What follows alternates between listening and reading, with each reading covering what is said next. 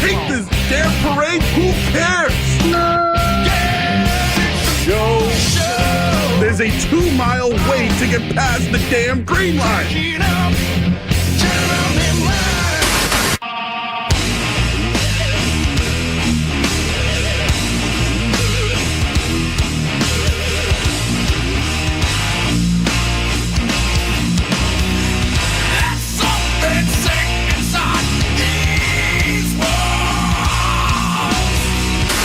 Anyone who gets hit by a bear in the neighborhood, call Joe Murray. I happen to trust Joe Murray. First time I ever met Joe Murray was at a Hooters.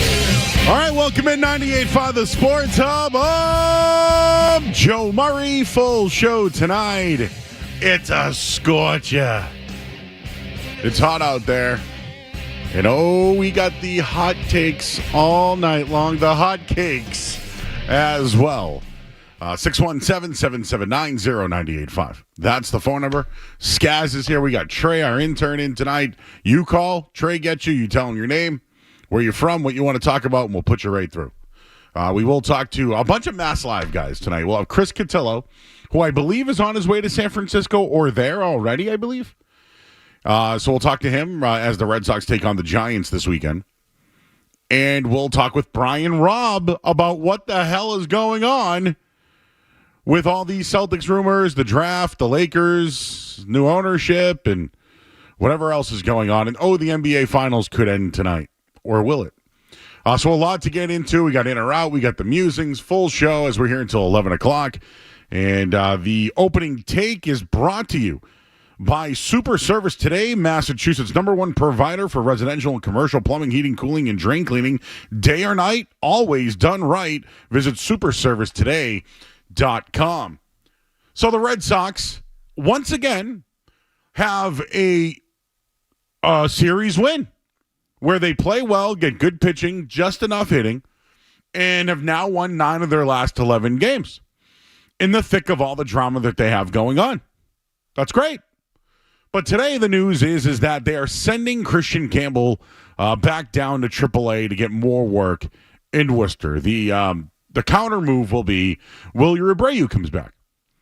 So now you remove Campbell out of the lineup where he can work defensively. I think that's his biggest issue. I know we can look at the offensive numbers and tell you that he's been struggling, and there's no doubt about that. But let's just talk about it. I'm fine with the move. I think it's the right move. I think he needs to get work. And with the Raphael Devers trade, it does kind of give the team some more flexibility and actually think about the player for once. And that's my take. When the Red Sox talked about Christian Campbell being a second baseman after they signed Alex Bregman, there was a lot of talk about this kid, and they really wanted him in the lineup, and he's a big league bat. Everyone liked him. They worked with this kid a ton in spring training. It was their goal for the Red Sox, for him to be the starting second baseman on opening day. Now, forget about the service time and all that. They gave him the extension, and I'll get to that in a minute here. But when it came to Christian Campbell, was it best for him to start the year with the Red Sox? Was that what was best for him? No. No, it wasn't. Roman Anthony stayed down there for a while, Marcelo Meyer, and now you're starting to see a little bit of home run production, at least from them. You've seen signs from Campbell. The guy has the ability, but consistently there's a blueprint out on him. He struggles. He's playing every day. He's playing out of position. He's learning different positions. The take is the Red Sox made this move for them.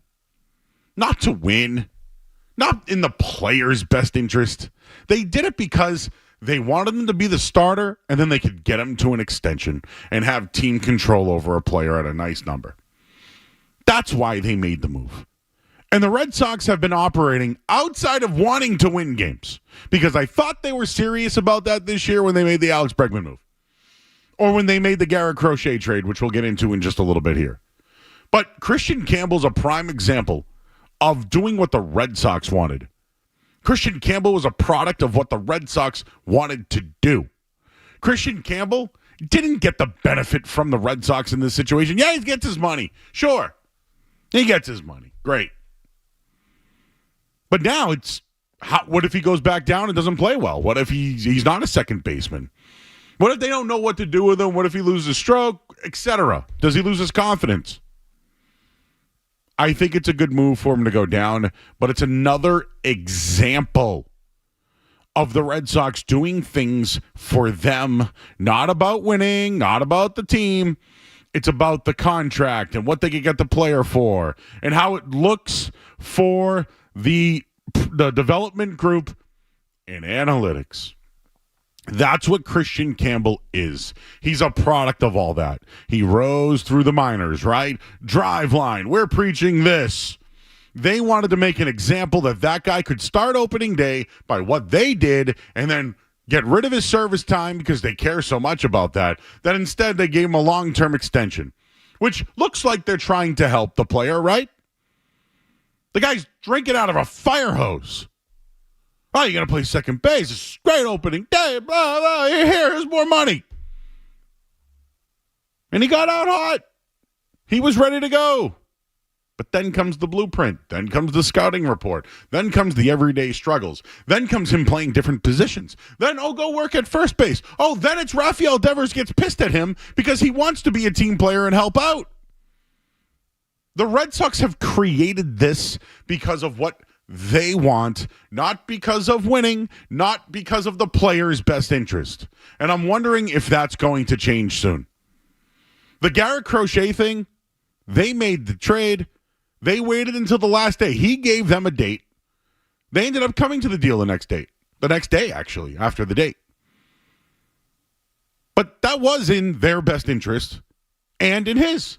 Now, where I say it's in their best interest is there was a time where they weren't letting him go anywhere near 100 pitches. There was a time where they were taking him out of games where he could have went back out there because they were protecting their investment, not because of the player's best interest. And I'm just wondering, when's that going to change? In the Raphael Devers situation, he wasn't doing what was best for the team. We're now starting to hear the smear campaign. And it does look like he didn't want to do anything else but hit baseballs and make money. And you know what? I don't care. They have a chance to reset, use that money again. They get some players back, and they got out of the contract. I still think it looks a terrible look to the fan base and loyalty.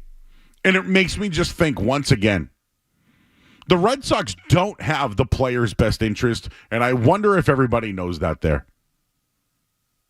I don't think they do. Now, Cora, maybe he does have the best interest for some of these guys. Maybe he does. I don't know. How do you trust that guy, too?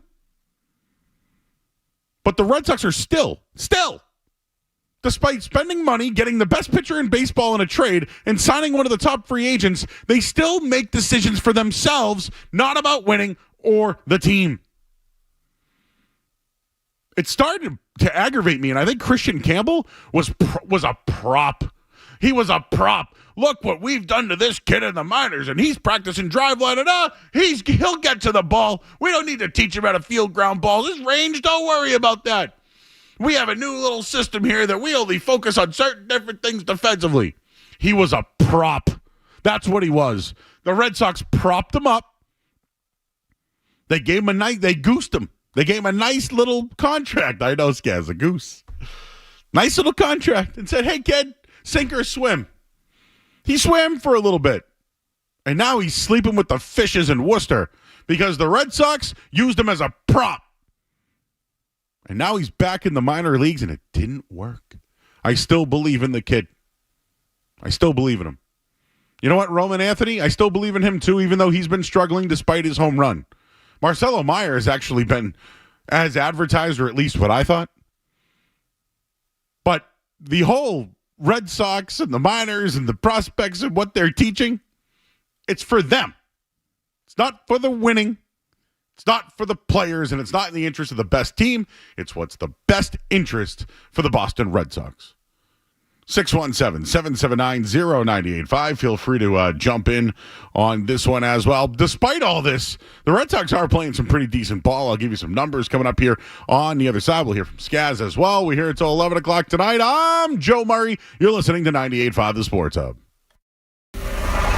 You're listening to Joe Murray.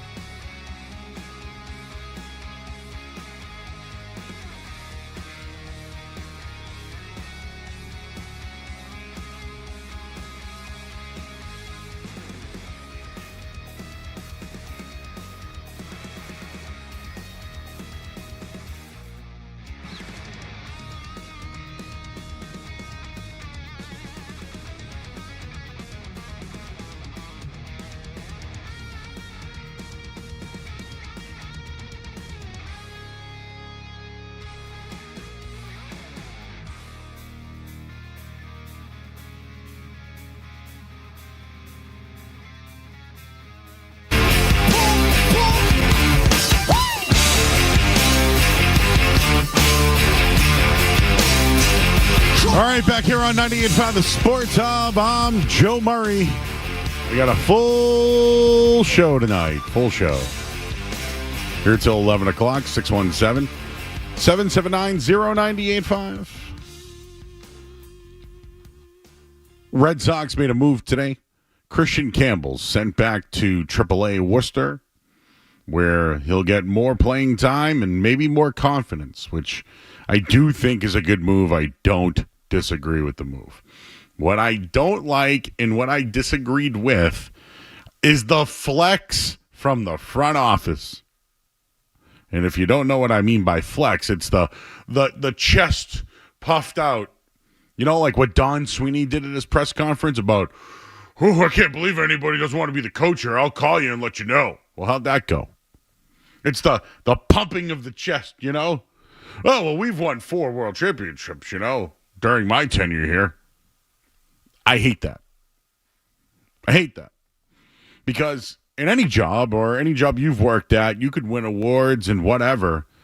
But in the end, like, when you brag about stuff from the past, kind of shows you're probably not doing what you used to do now. And I'm not one of these, what have you done for me lately people. I'm not that. I think some people have, cemented themselves, and as long as they contribute and do what they do on an everyday basis, they're a valuable person. But here, there was some definitely, flexing going on. Oh, this drive line that we have, it's just Christian Campbell's just the perfect guy for it. And, defense, we don't really stress defense. I know we've been one of the worst in the league the last couple of years, but his range is great. Oh, and he can play the outfield, too. Don't worry about all those outfielders. We can play him at second base. They puffed out their chest about it. They gave him an extension. He got Rookie of the Month. He came out flying. By the way, before we get into that, you know who was playing really well in spring training? But they were insistent on him going back to the minors. It was Marcelo Meyer. He was playing the best. He was better than Story. He could play second. He could play any position. He might even got a look in the outfield at one point in spring training. But the service time stuff, all that, he was the best player. He should have won the position battle out of camp. But you know what? No, there's drive line. Christian Campbell. He was a pawn. Christian Campbell was a pawn. That's what he was for the Red Sox. Now he's back in the minors. There were 3 top prospects here, everybody. You had a chance to watch 3 of the top prospects every single night here. Instead, they did the kid. Yeah, they paid him, but they did him dirty. They didn't do what was best for him. Sending him back's what's best for him, though. Absolutely is. So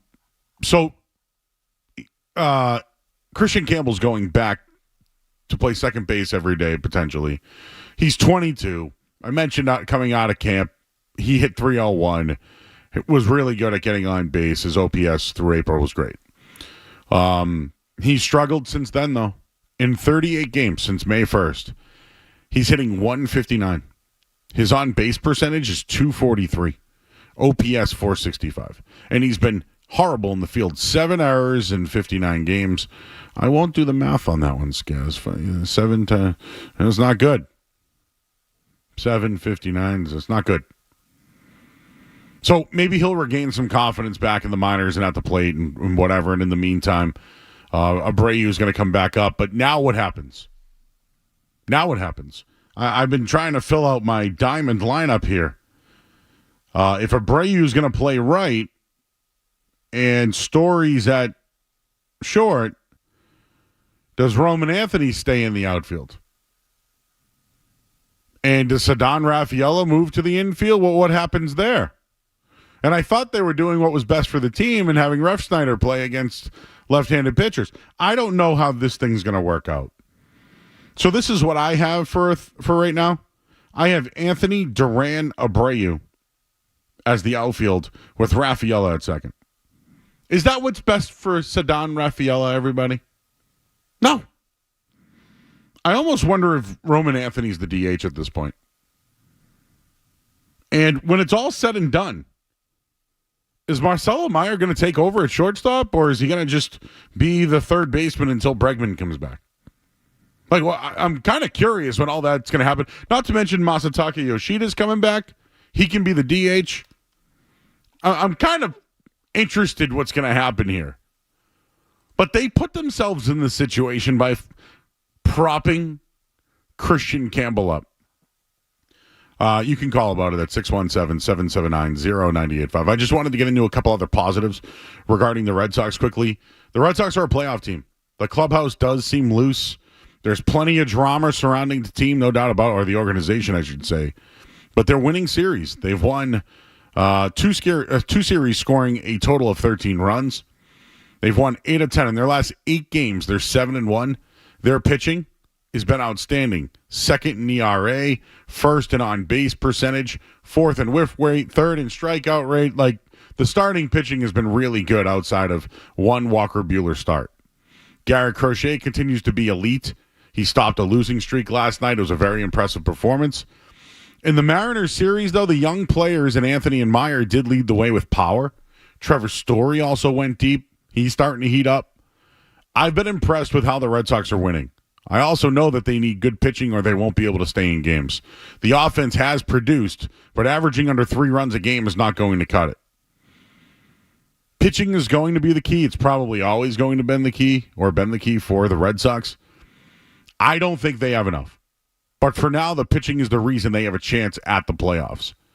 This team is cruising despite drama. They're cruising.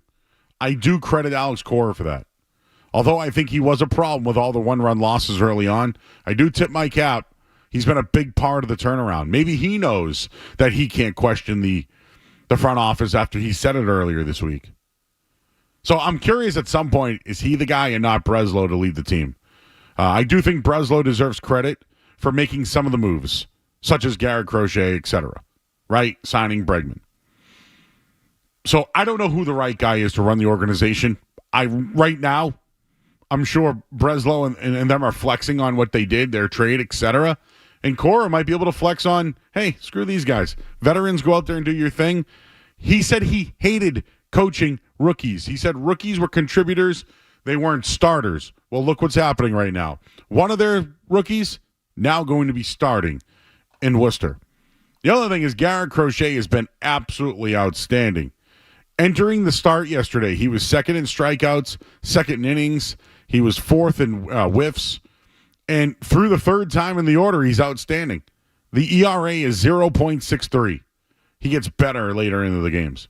His last 5 starts, 34 innings, 47 strikeouts. He's had 7 strikeouts or more in 11 of his 16 starts, 8 strikeouts or more in 9 of his last 16 starts. He has 2 earned runs or fewer in 14 of his 16 starts. He's had 1 earned run or fewer in 10 of his 16 starts. That's 62%, Joe Math.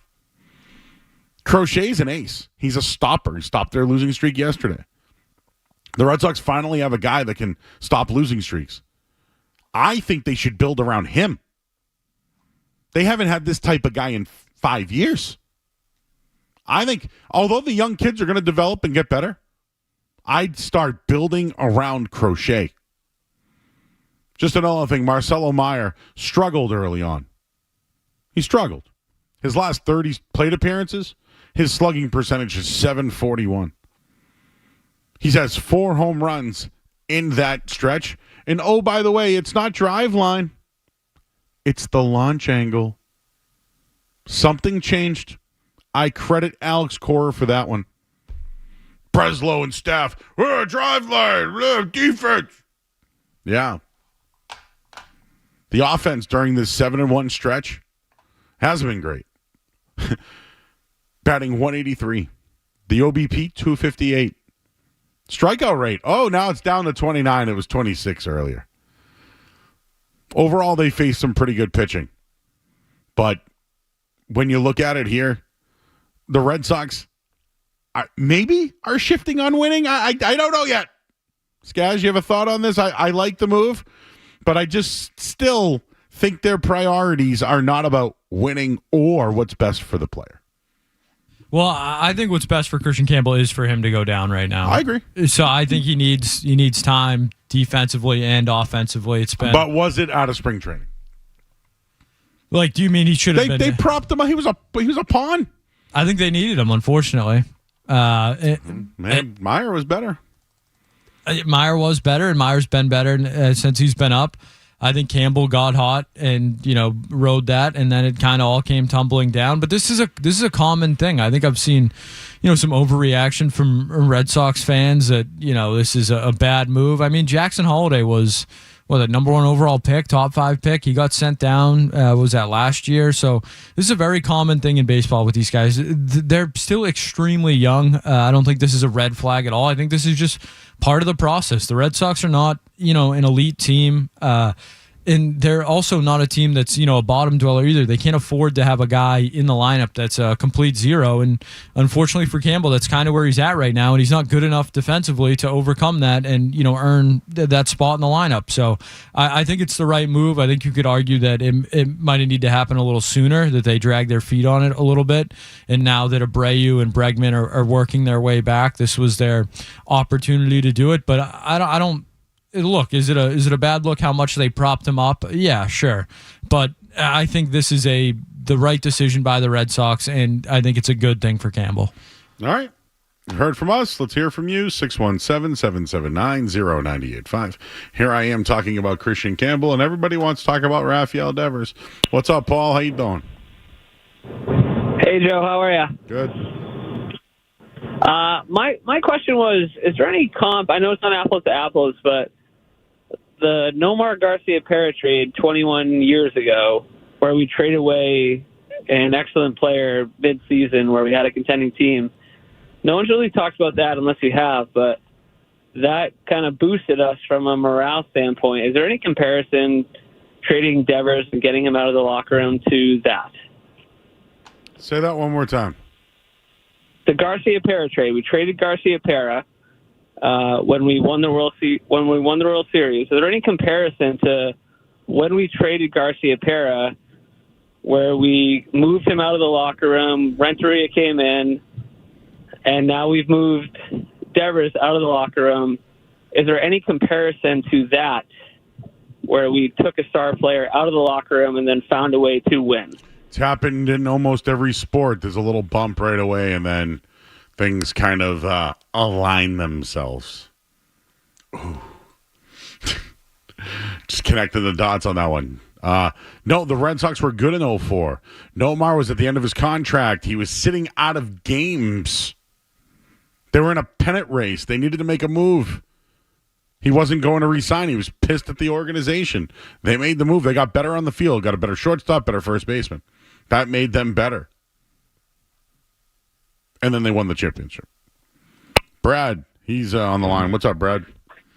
Hey, guys. So I want to talk about so many things, but I know that you can't leave me on the line for too long. First of all, Murray, you're like Jekyll and Hyde, which I love. When you're doing the exclusive news, you are just an anchor like on TV. And then when you host a show, you're like this exuberant dude. So I love the Jekyll and Hyde. All right, that's number one. Number two, are you gonna cut me off if I talk about Maz? What about Maz? So I called earlier, but then we got cut off, not because you guys shut me off, but because we got disconnected. So this guy says they will never trade Devers. Never, never, never. And look what happens. And then he started to say, well, let me clarify that. And then we got cut off. So I don't know what he was going to say. But the point is that I want to say about Devers is that when you pay a guy $30 million a year, you do what is best for the team. You play third, you play first, you catch if you have to. You don't just become a prima donna, which is exactly what he did. Now, I loved Devers. The guy, I was back home in Boston every year for in the summer to visit people, and my daughter, who was, 2018, she was whatever she was. She was like a little kid. And all these boys are watching Devers come in from third base, and he's smiling because he was a skinny little kid and just a rookie. And all these boys are like, give me the ball, give me the ball. And he goes up to my daughter and hands her the ball. So I became a fan for life of that guy. all of a sudden, he makes a boatload of money, and guess what happens?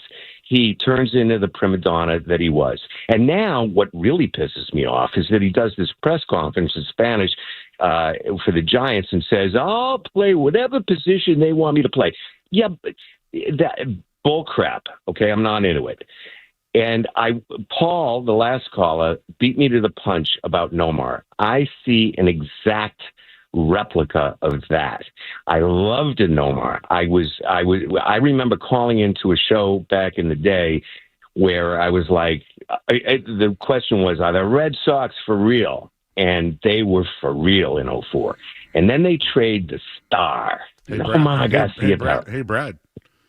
Sounds like you're a little Jekyll and Hyde. Hey, just so you know, though, in the broadcast business, I technically am a broadcaster, but I do the show acting like myself. So what happens when you do the news? You turn into like this because anchor. I'm anchoring the sports headlines and updates. No, I love both. I just want to tell you, you're like two different people, and it's wonderful. Okay, I'm complimenting you. No, I thank you. I thank you. I just wanted to tell you that you're being Jekyll and Hyde, saying maybe okay. But I mean, I'm serious. I mean, Maz, he deserves to take some crap for his comments. But you got to understand, Brad. We our job. If everyone agreed with me, right, it would do. What would the show? The ratings would stink, and you could do the show. I can go home. It's hot out. Go to the beach. Please. But for real though, if I do. Like Maz is right though. Like if they didn't pick up the entire contract, they wouldn't have traded them.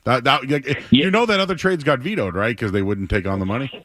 Yep, and that's the caveat. So goodbye $250 million off the payroll, but there's still $8 million over the luxury tax or whatever the hell they call it in baseball. But whatever. And then today earlier they were talking about they're going to trade Chapman and they're going to trade Giolito. Yep. I mean, Giolito was lights out 2 nights ago. It's called a pump and dump. Chapman is a stud of studs. Yep, you got to get whatever you can for him.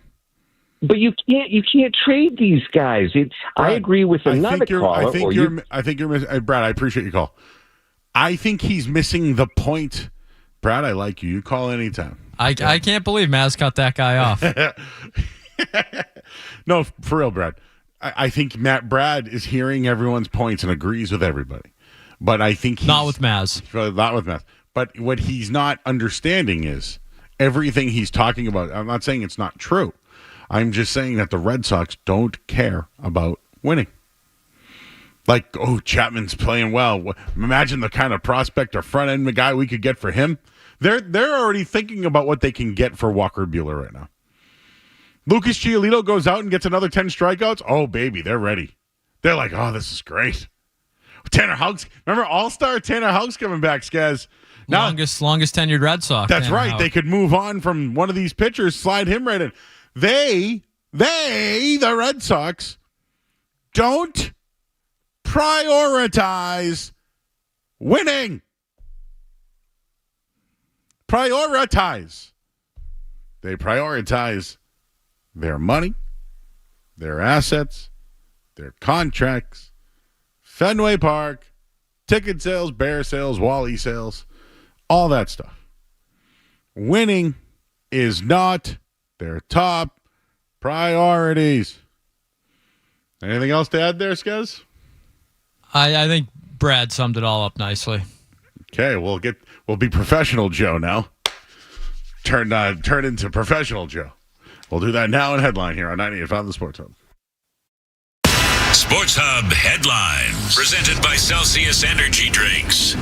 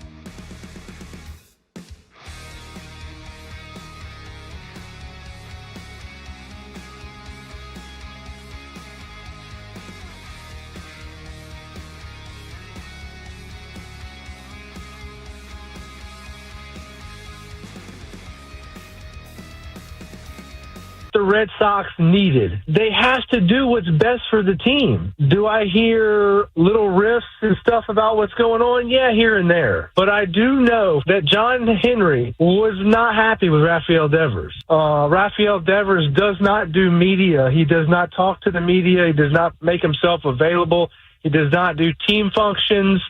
And he had became a cancer in the clubhouse of the Red Sox way. And so John Henry stepped in and said, I don't want this type of player in my clubhouse, and I'm willing to get whoever it takes to get in here, even if it's a bunch of minor league prospects none of us have never heard of, just to get rid of the $250+ million he's owed.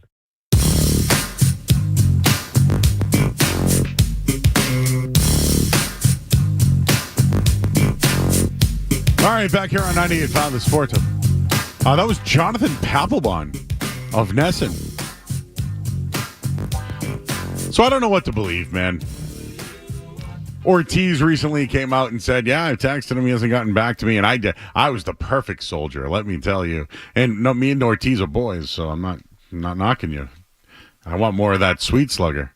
If anybody's tried that, it's absolutely outstanding. David Ortiz has a nice little cannabis line. And I did a nice little question and answer with him. So he knows I like chocolate. And that's how I have to identify myself when I see David Ortiz, is I'm the guy that likes chocolate. And then I have to tell him that I know Jared Carrabis, and then he tells me to tell Jared dirty things. But they're friends. So that's my only connection to David Ortiz that I have, is that we both like the dispensary. But Jonathan Papelbon, though, a Nesson broadcaster talking about ownership? Is it fair to say that's guys? Nesson broadcaster? I think that's very loose, but yeah, sure, if that's what you want to call him. Okay, and he says that essentially, I'm paraphrasing, John Henry didn't care who they got. He wanted him off the team and his money. He ordered the code red, Joe. Does it bother you? Does what bother me? If that's what happened? That one was a malcontent, and the owner didn't want to pay him anymore and said, get rid of him, but only do it if you get rid of the money. It bothers me if there were better deals out there. If they could have gotten, and there absolutely was better deals out there. Did you like the Ozuna deal? Let's just. I do not want Marcelo Ozuna. But you get what I'm saying? Like, that was kind of the. Yeah. They would have had to take money. Ozuna, another outfielder, right? Bad guy. Do you get what I mean? Like, that's at least a reported one. So if there are better deals, I'd like to hear them. But to your point, there probably were better deals. They just went for the money. I agree. Yeah, I mean, it's take everything that Papelbon and Schilling say with more than a grain of salt, I would say. But I think the Ortiz report is the one that sticks out the most to me, where David Ortiz, the most revered clutch hitter, World Series champ, most lovable Red Sox of the last, I don't know, however many years, says that he reached out to Raphael Devers numerous times, and Raphael Devers gave him the cold shoulder. To me, that's as big of a red flag as just about anything. Just to back him up on that, he said that in the offseason. He said he didn't identify anybody. He just said some of the players I've reached out to try to mentor, and they don't get back to me. Now, it's kind of a story. I don't know if you remember. There was I remember. Some of was it the winter weekend? It was something like that. But even Pedroia was like, I come when they ask me, but nobody's ever calling me. Like, there for all the, that's probably why they blew off Jim Rice this year. Right? I mean, Jim Rice is there. Like, hey, man, you step. I don't know. Skaz, again, when I played ball, Jim Rice was, about to be a Hall of Famer. And, like, all the old guys would be like, you gotta drive the nub like Jim Rice. And I'd be like, okay, I got to drive the knob like Jim. Don't uppercut swing like Mo Vaughn. All right, I won't. Hell of a culture you're building, though, where your players are saying, I'm not going to answer David Ortiz. Yeah. Just like, one of the greatest clutch players in the history of the game. And hell of a culture you're building with your staff where they're going to tell Jim Rice to F off. Like, yeah, that's good. Those are the two guys we should not be listening to. Two Hall of Famers. Yeah. Guys that, know how to play baseball at an elite level. Don't listen to them. And not for nothing, but Pedro at least has worked with guys like Brian Bayo. I don't know how much it's worked. He's been all right lately. He seems hopefully turning the corner. Why? Less changeup. He's throwing the gas, Joe. That is, I think, this is why, guys, I have this sneaky thing where I Cora shouldn't have made it through that long streak. And in the end, Devers is going to be the reason why. Like fall guy. Yeah, we always need a fall guy. Devers is the fall guy here. Now you're going to get your smear campaign. I don't disagree that Devers only wanted to play baseball and make money. When I say play baseball, only wanted to be the DH because that's what they asked him, and then he used it as a crutch. And yeah, it should probably piss some people off that he'll do anything for the Giants, but maybe the relationship was over, you know. But yeah, you know, like if even Kevin Millar said something about the other guys in the room need to get to him. Well, who are the other guys in the room? Bregman? Bregman's going to talk to Devers? Yeah, Rafi, I know I just stole your job and I'm the reason that this whole fiasco is taking place, but let me just give you some advice. If he's not listening to David Ortiz, I find it hard to believe he's going to have a nice sit down with Alex Bregman. So let's just, for the next couple of minutes, let's just talk this out. Clearly, there's some toxicity within the Red Sox. Now, winning does help that.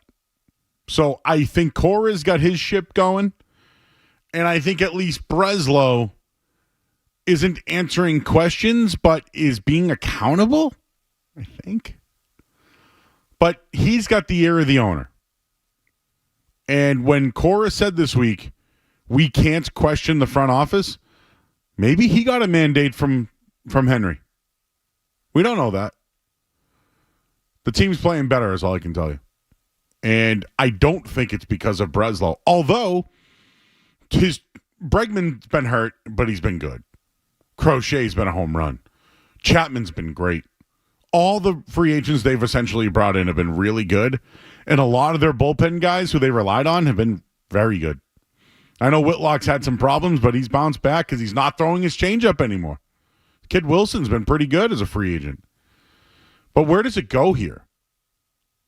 Like, is this a team just run by John Henry that doesn't want any malcontents in the locker room and he'll only pay guys that are willing to do whatever's best for the team, but does he still care about winning? That's my message to John Henry. Like, dude, imagine if Liverpool and the Red Sox won championships. That'd be cool. like that'd be, you could make Red Sox Liverpool jerseys and sell those. We could get what is it? Salah?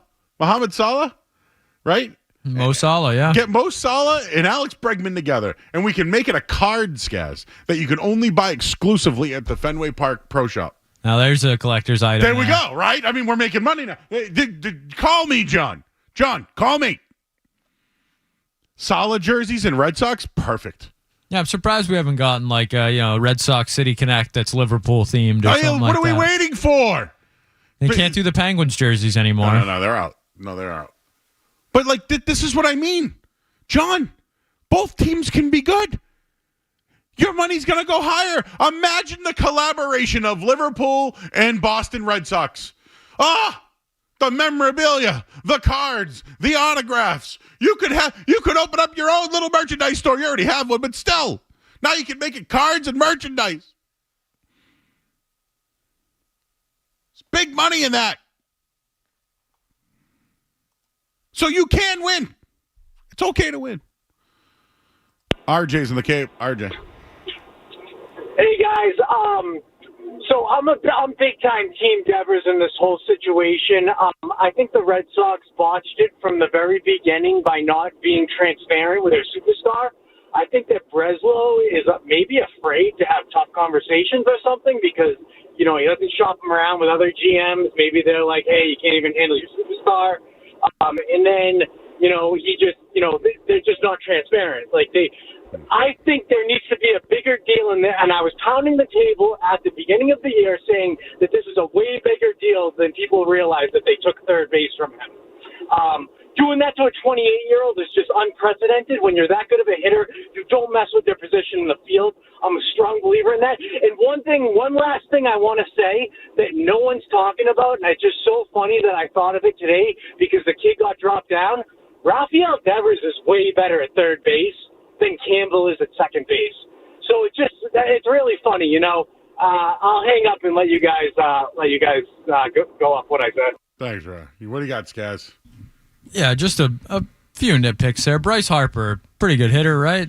And was he an MVP? MVP Played the World candidate. Series as well? He changed positions a couple times, right, to accommodate free agent signings? Yeah, I would say he's more polarizing than Devers. You would say that. How about A-Rod? Oh, yeah. Is he a pretty good baseball player? Yeah. He changed positions, right? Yep. Got all his money and changed positions. It's just interesting how that works. And I think he might have won a World Series, too. May have done that. So yeah, superstars change positions more often than you think. Craig Biggio, remember him? I was do. a catcher, then second base, then center field, then back to Hall of Famer.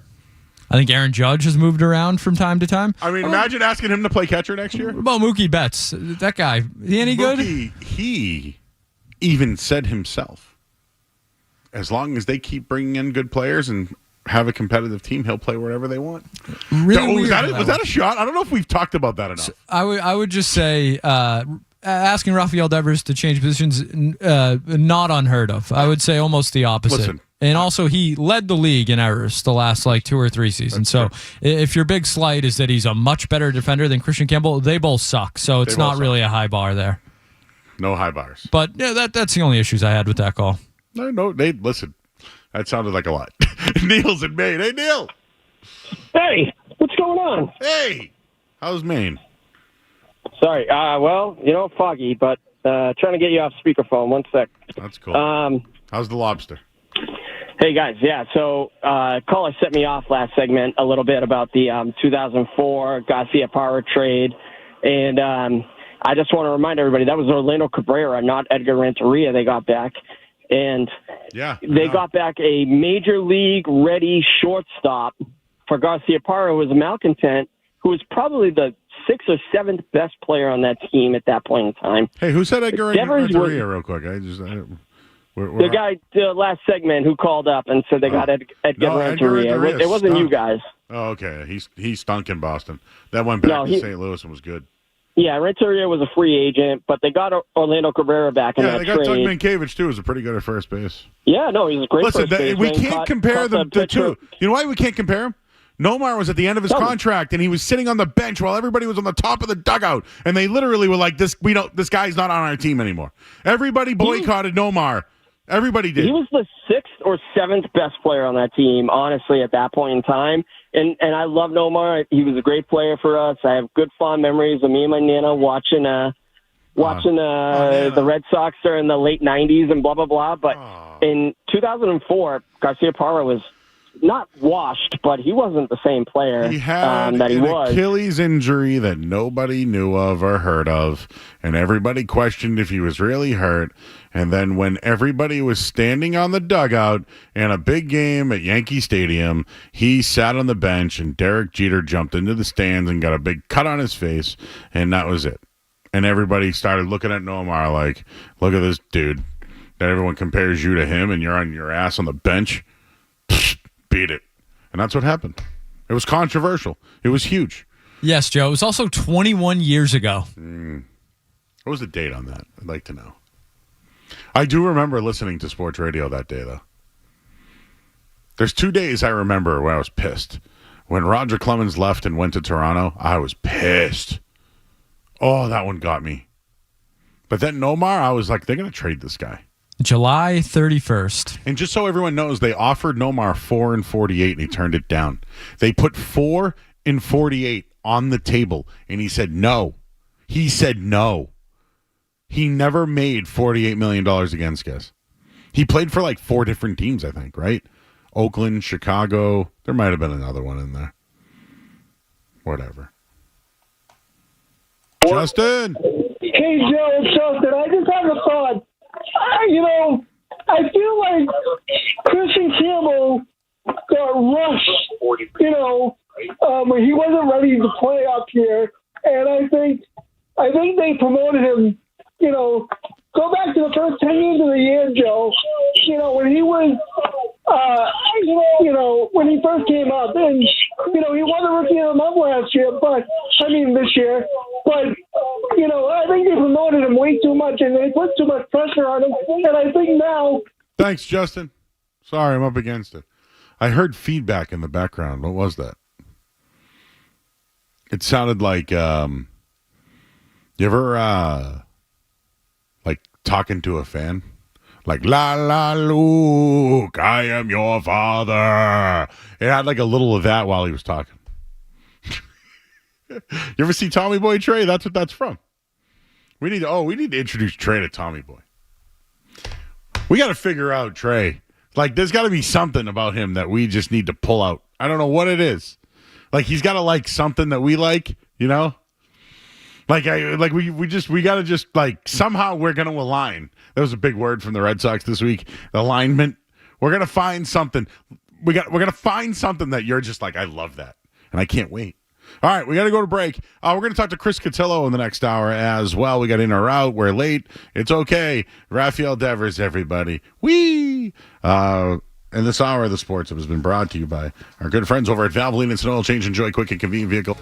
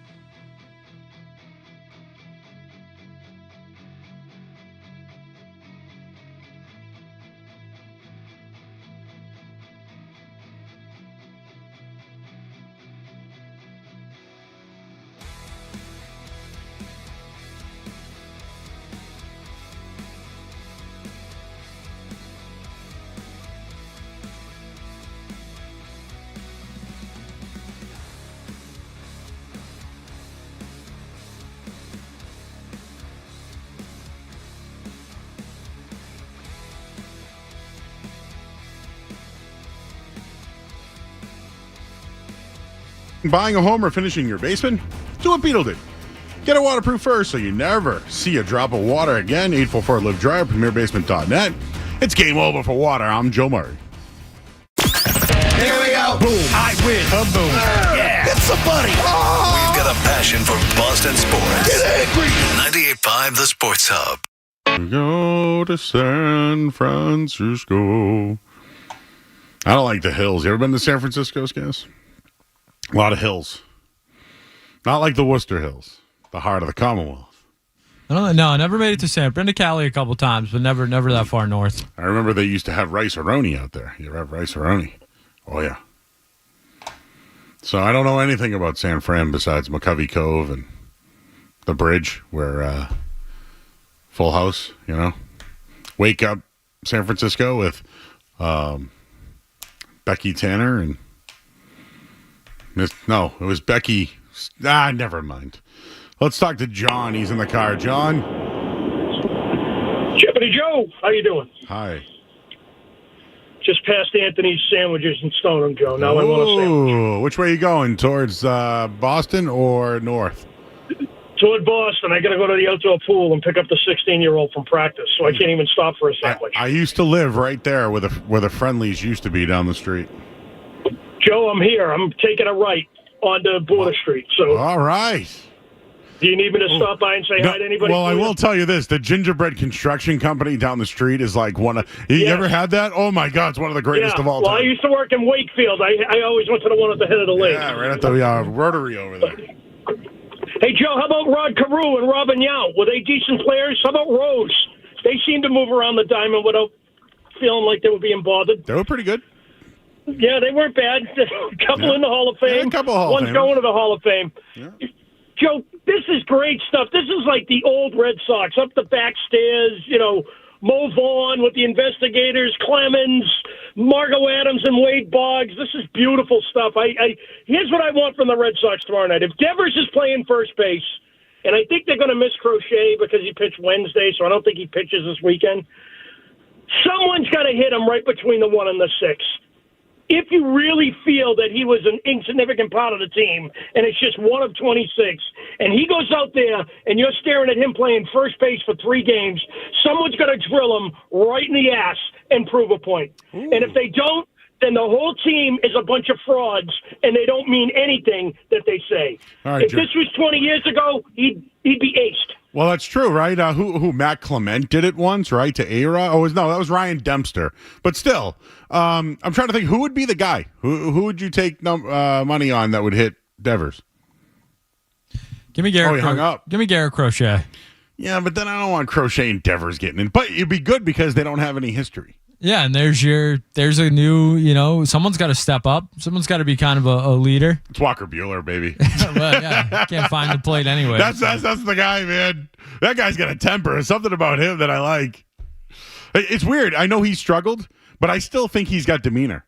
I still think when he throws, it's still a quality throw. It's just he's not aligned yet. The alignment's off. That's not something I've thought of though. But if the reports are true, and we're going to talk to Cotillo in just a few minutes, but if these guys really didn't like Devers, there's a way to send a message. It's very old school. Oh, is that why Campbell, you think, got brought down? What do you mean? Oh, they don't want him in Devers? Well, Devers said that he was showing him up. They can have words in the infield.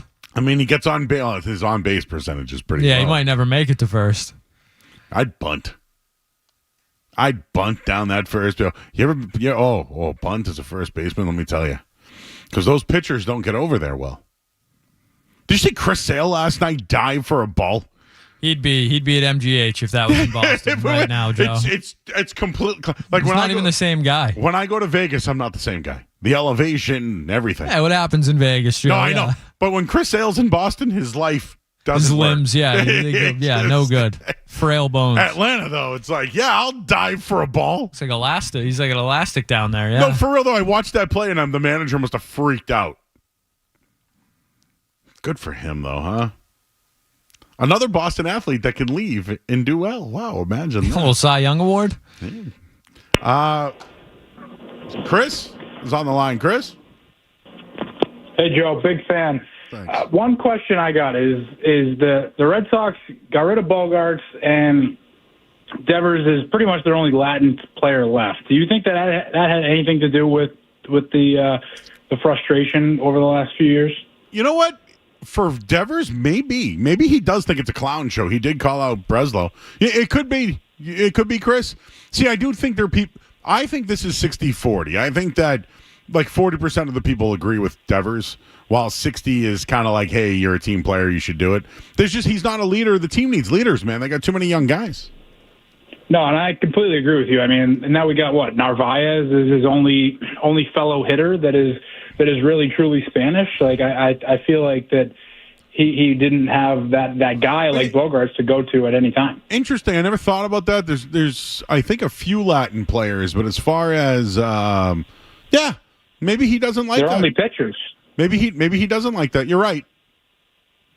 Maybe you're right about that.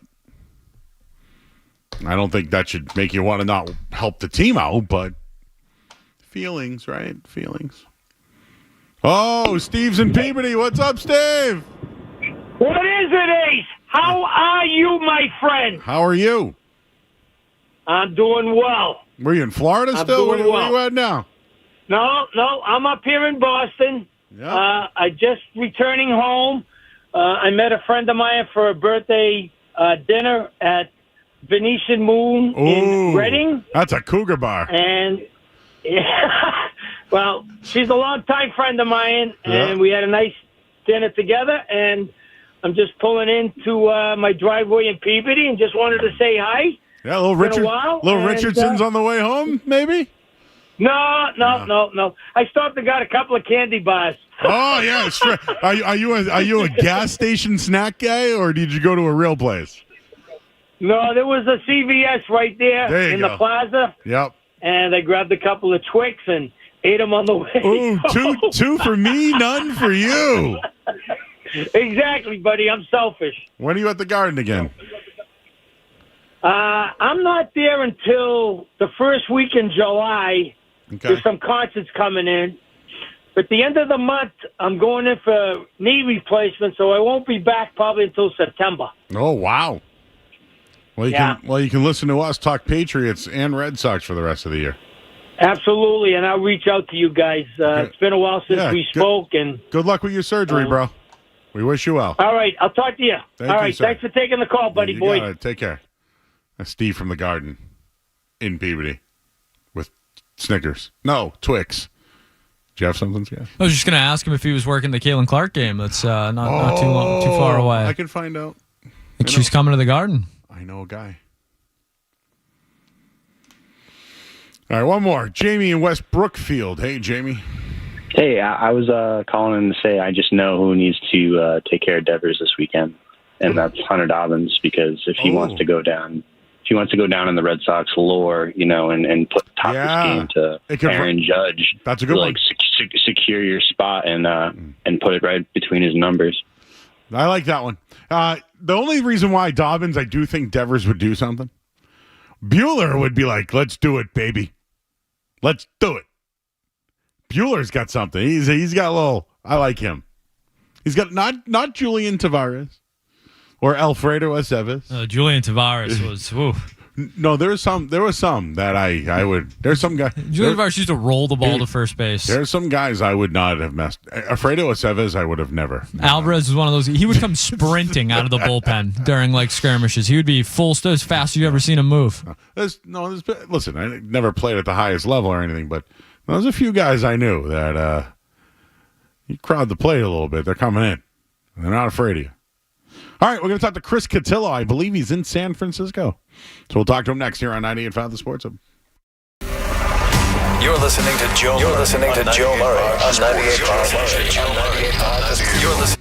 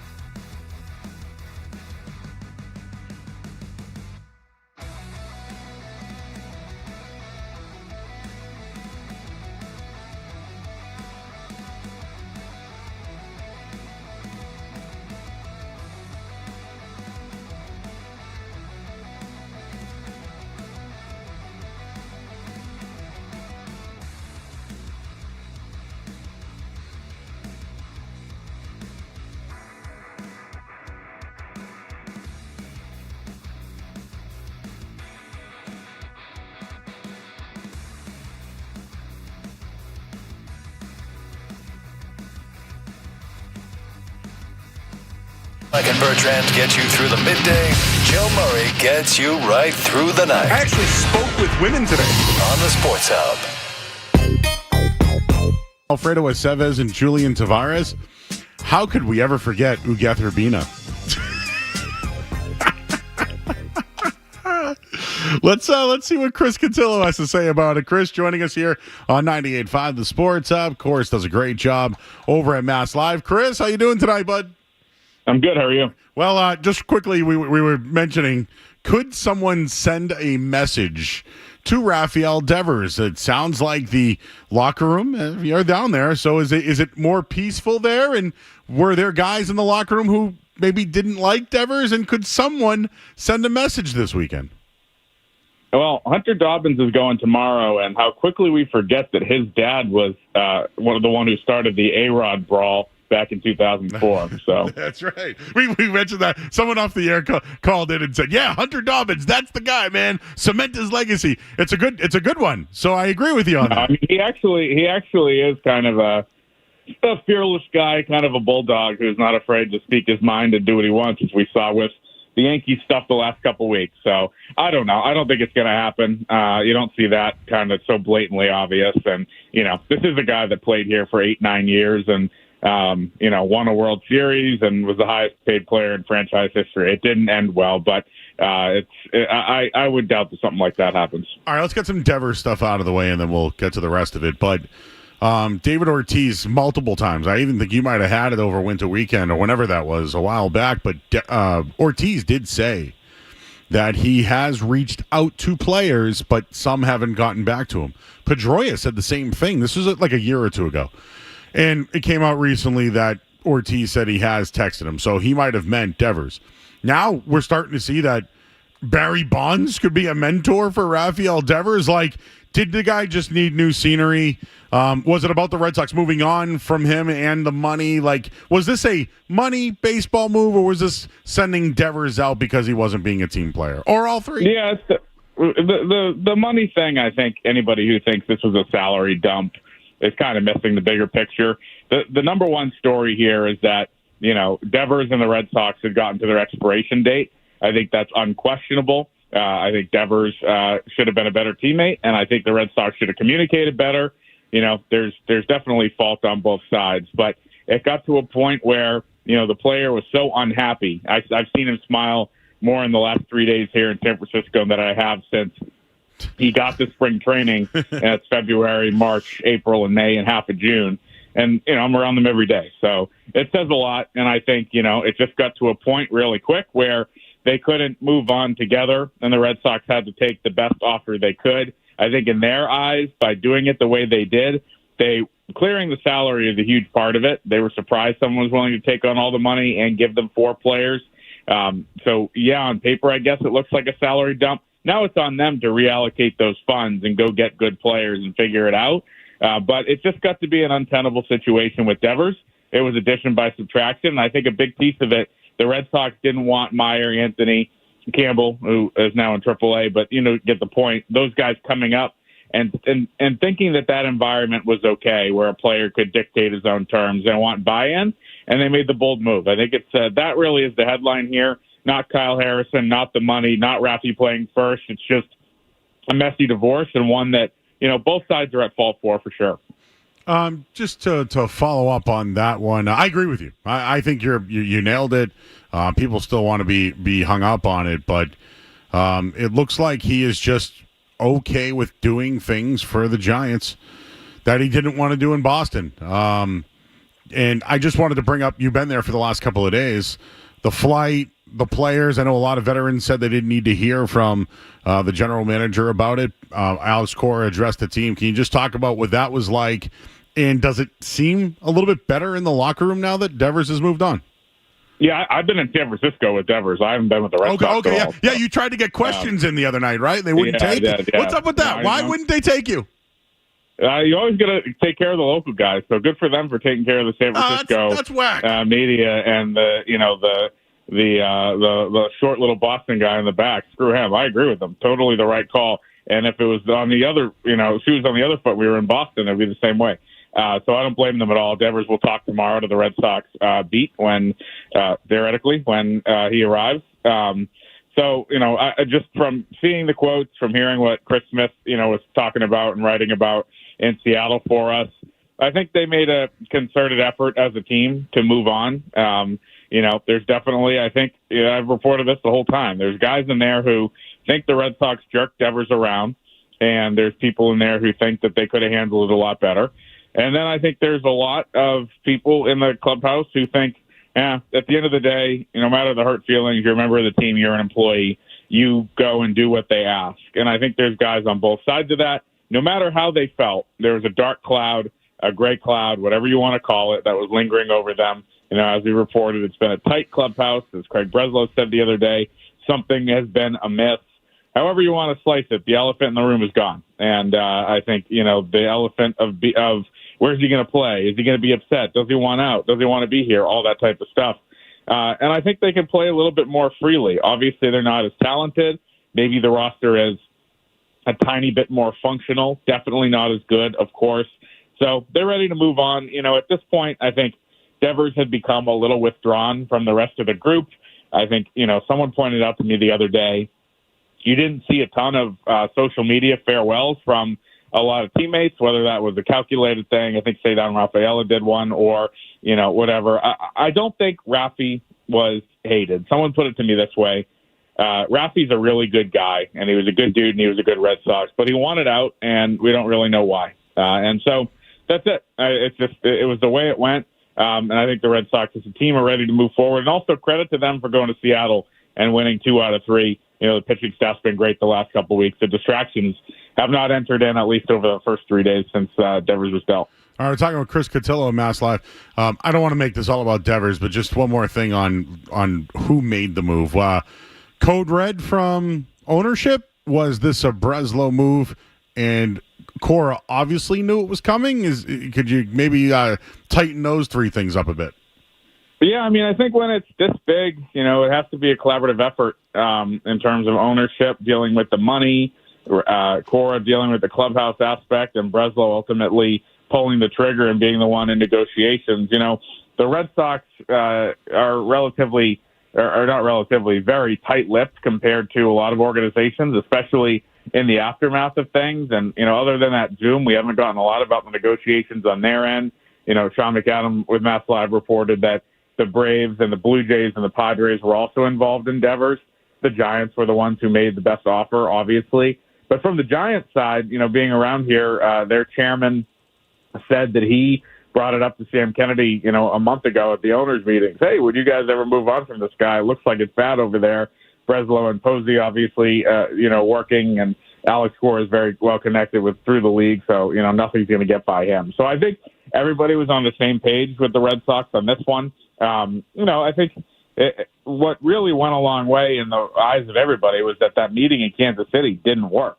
Nothing changed after it, and whether Raphael Devers told John Henry to pound sand or just said respectfully, I'm going to be the DH again, the answer, how he delivered the answer matters a little less, honestly, than, what the answer was. And the answer clearly wasn't, hey, I know, thanks for coming out here, John. Thanks for the big contract. I'll do what you want. It was no. And you know what? When you do that and you're not on the same page and you can't find that everybody drink now alignment, it's time to go. And that's what the Red Sox thought. All right, solid job by your boss sending you to San Fran and everybody else. I like that. So shout out to the Mass. Well, my boss is inexplicably McAdam, and he will be here tomorrow. You know what, Sean? I've worked many of a day with Sean, so you tell him I said hello. All right, he'll be here too. No, you tell him I said hello, and I love his goatee. He's got one of the better ones in the business. Christian Campbell sent down. So just hot take guy on the radio. I think the Red Sox used him as a pawn this year. I thought Marcelo Meyer was better out of camp. They wanted him to be the second baseman. They didn't want Raphael Devers in the field. They gave him the extension once he was the opening day starter. They wanted to pump their chest about driveline and, the field range and all that stuff. He was a product of what everything Breslow and company were preaching. Now he's back in the minors. I agree with the move. I just think they used him as a pawn early on this year, and it wasn't what was best for the player, and also might not have been what was best to win games at the time. Yeah, I think all the driveline theories forget the fact that the employee Jim Rice got into the argument with was not a driveline employee, and the player in the cage was not Christian Campbell, which I know debunks a lot. But Campbell, I think, is just one of these guys that had such a meteoric rise, and they were trying to play the hot hand.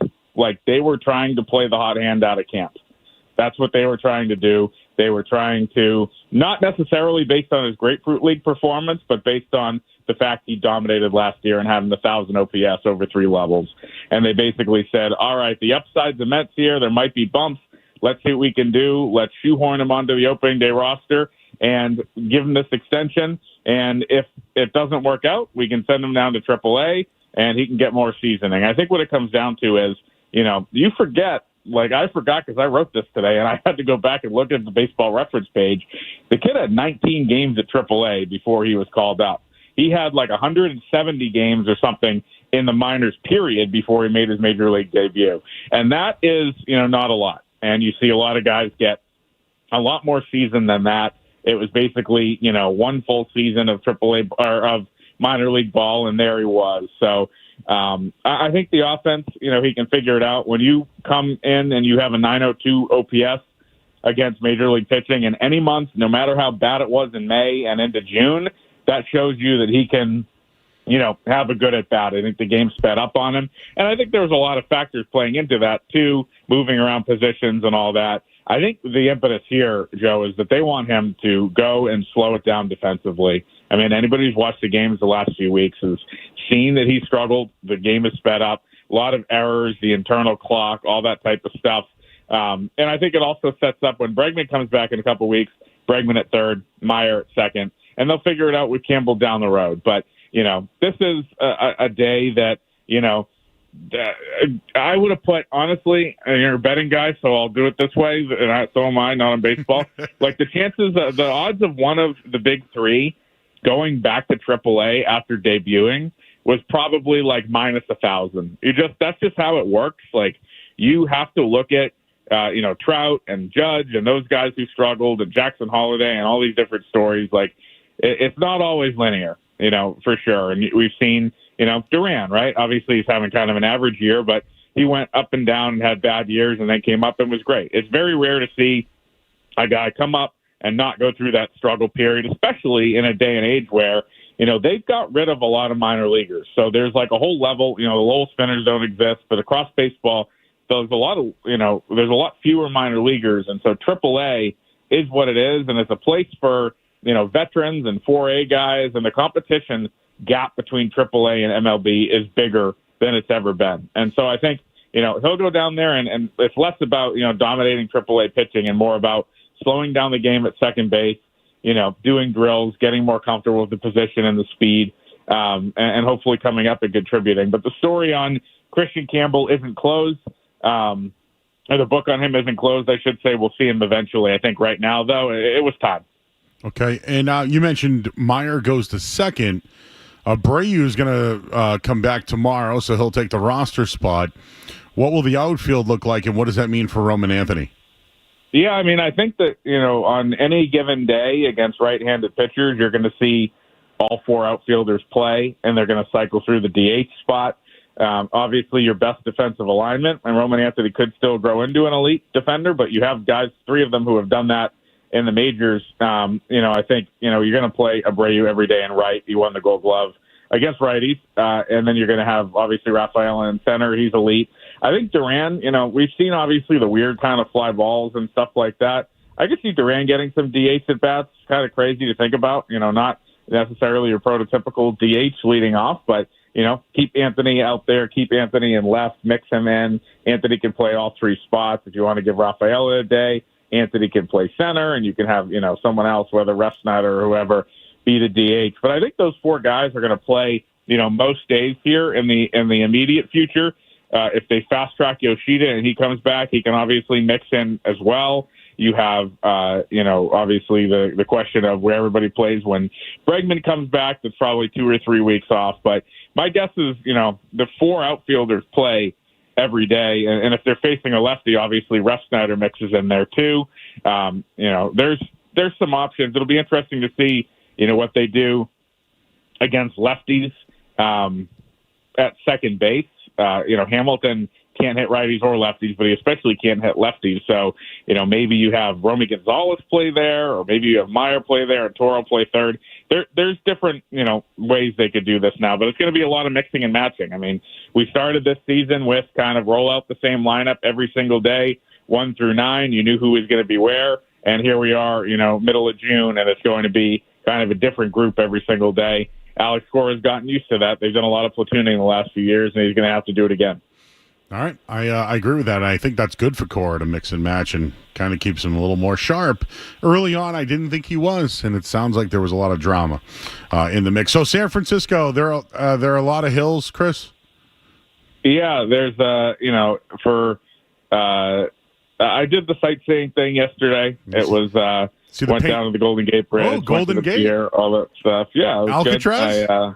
You do Alcatraz? No, a lot of the Nesson guys did that today. So they unclear if the Red Sox tried to bring Rafi out there at one point, but it'll be a fun weekend. I'm not going to be here for all of it. As I said, Sean and I are doing a line shift tomorrow, so that'll be time to go home after being here since Monday. But it's been, honestly, like, the ballpark's incredible. Can't recommend that enough for people, especially with the weather being nice. And the ovation and the crowd for Rafi and his debut was crazy. It was, ovations every time he got up, a big welcome to San Francisco. And so it probably made him feel like home instantly. Of course, I think of Full House and Mrs. Doubtfire and the Painted Ladies and all those houses out there. It's and then one of the most underrated shows of all time, Monk, by the way. Oh, yeah, I liked Monk. It was a good show. Great show. Wow. I forgot about that in my brain. It's a deep cut, but here we are. I like it. I used to watch Psych. I don't know if you ever see that show. Yeah, they were back to back. There you go. 5 See? 7 on the USA Network. That's what I was thinking in my head. Excellent job. I'm glad you guys got some coverage. You're coming home soon. You nailed the Devers stuff, even though they didn't take your question, which I'm going to have a problem with. But we'll handle it another day, Chris. Great job, man. Thank you for joining us here on the Sports Hub, bud. Anytime. Thank you. You got it. He's Chris Catillo, everybody, of Mass Live. He's in San Francisco. He didn't go to Alcatraz. That's why I don't want to go to San. You been to San Francisco, Trey? Nope. Did you ever see Mrs. Doubtfire, Trey? Nope. Euphigenia Doubtfire, dear. It was a drive-by fruiting. I told you guys, that movie, you watch it now and it's a little weird. You're saying it doesn't hold up? It's still a good movie. It's just weird. And again, have you ever seen Godfather 3? Bits and pieces, I'm sure. Too much incest. Well, Joe, I think you could say that about any level. Well, actually, if you watch Game of Thrones... Well, yes. When I put it on for the first time, it was naked people and fighting. And I was like, what's this? And then it was incest. And then I go, what the hell's going on here? And then I found out it was just a king. That was just with everyone. All right, we got to go to break. Oh, no, the headline. I'm Joe Marty. Let's get the announcer voice going. Sports Hub headline.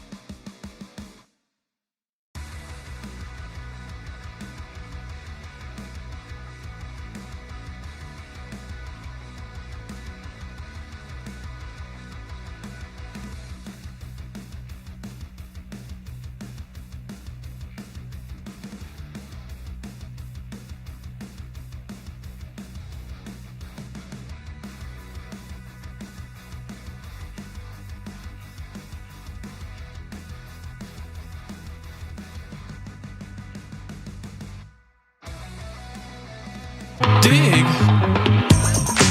All right, back here on 98.5 The Sports Hub. So yesterday we were talking about the Red Sox and AI and artificial intelligence and all that fun stuff. And I'll just tell you right now, I'm out on AI. They're going to take my job. Like there's a day where someone's just going to get Joe voice, and it's just going to be my voice saying, "Here's the latest from Limp Bizkit," and it's going to be my voice, and I don't like that. But today, my buddy Hooch was like, "Hey, did you see this? You were talking about AI last night. You should check out this song." And he made a song about him and I getting fried clams on the North Shore. Joe and Hooch Go Clamming was the name of the song. So then I go, "Hey, man, how'd you make that, dude?" And he goes, "Oh, it's this app." And so I typed in Joe Show, Boston, Skaz, Sports, and Farts. And well, Skaz, I don't know if we can play this live right now. Why don't we hear the AI version?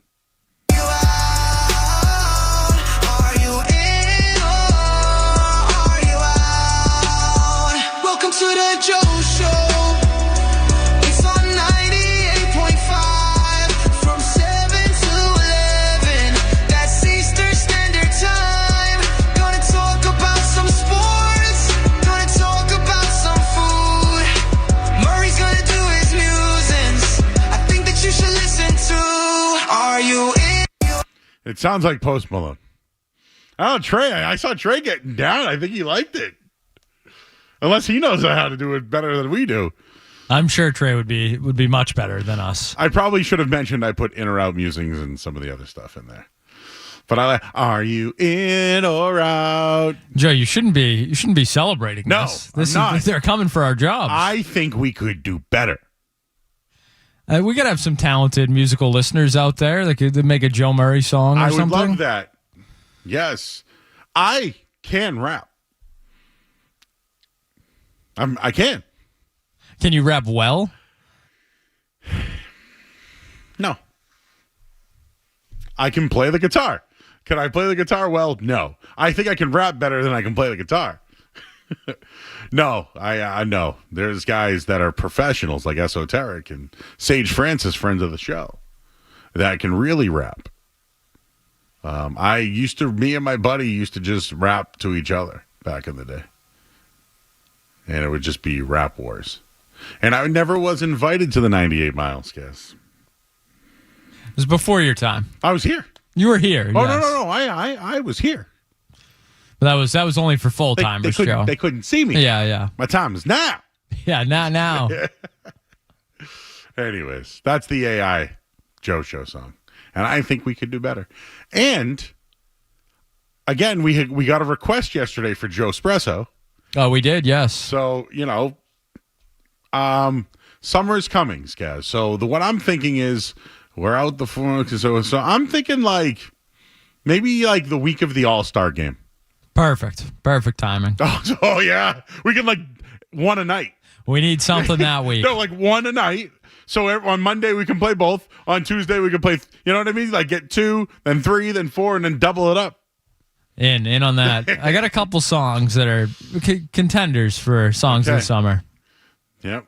All right. The listeners have any, feel free to send them in. Yes, you can feel free to send them and throw them in our chat as well. Ice Cube, friend of the show. How could I ever forget him? Great rapper. Do you know him, Trey? Ice Cube? Yeah. Friend of the show here. Trying to get him in studio this time. And I'm trying to have him bring his dispensary stuff, but I don't know if that's going to happen. All right, we got in or out. Are you in or out? We'll do that next here on the Sports Hub. What's it gonna be, McFly? Are you in or out? Don't go anywhere. There's more Joe Murray.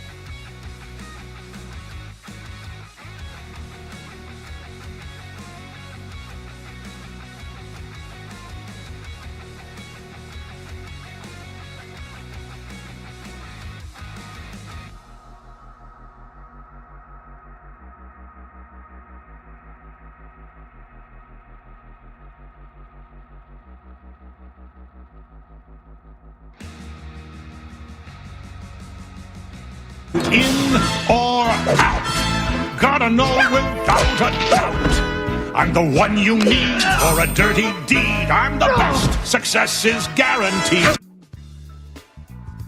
Of in or out. We'll start with the world of golf, Joe. Our friends, Fred and Hardy, were down there with Wallach at the Travelers down in Cromwell this week. Great place. Well, you know who else was there, Joe? Adam Schefter was there this week, making his debut as an on-course golf reporter, following around one of the groups inside the ropes. Joe Murray, are you in or out on Adam Schefter, the golf reporter?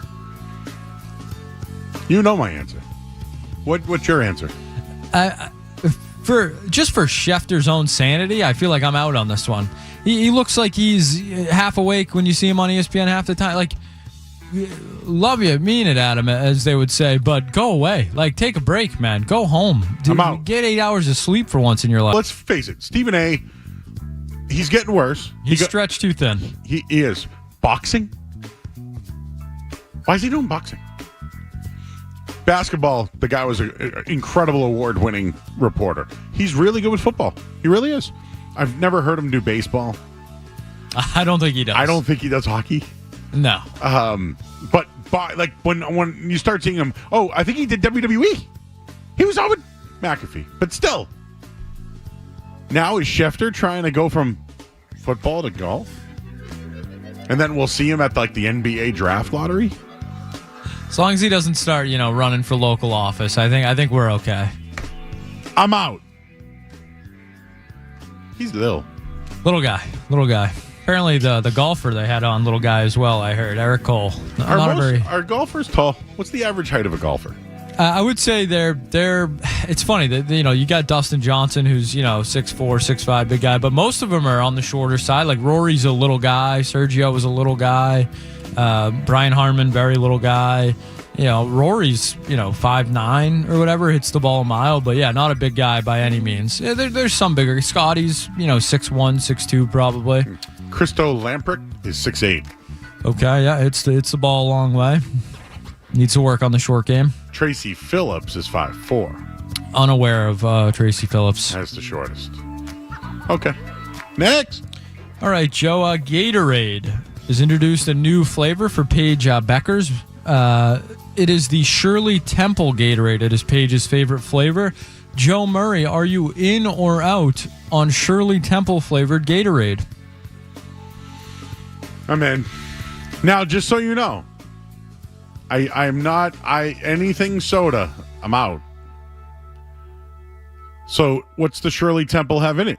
Is this ginger ale? Is it Sprite? Put on the arch. Double quarter-pound beef, not your regular 2-all beef patty.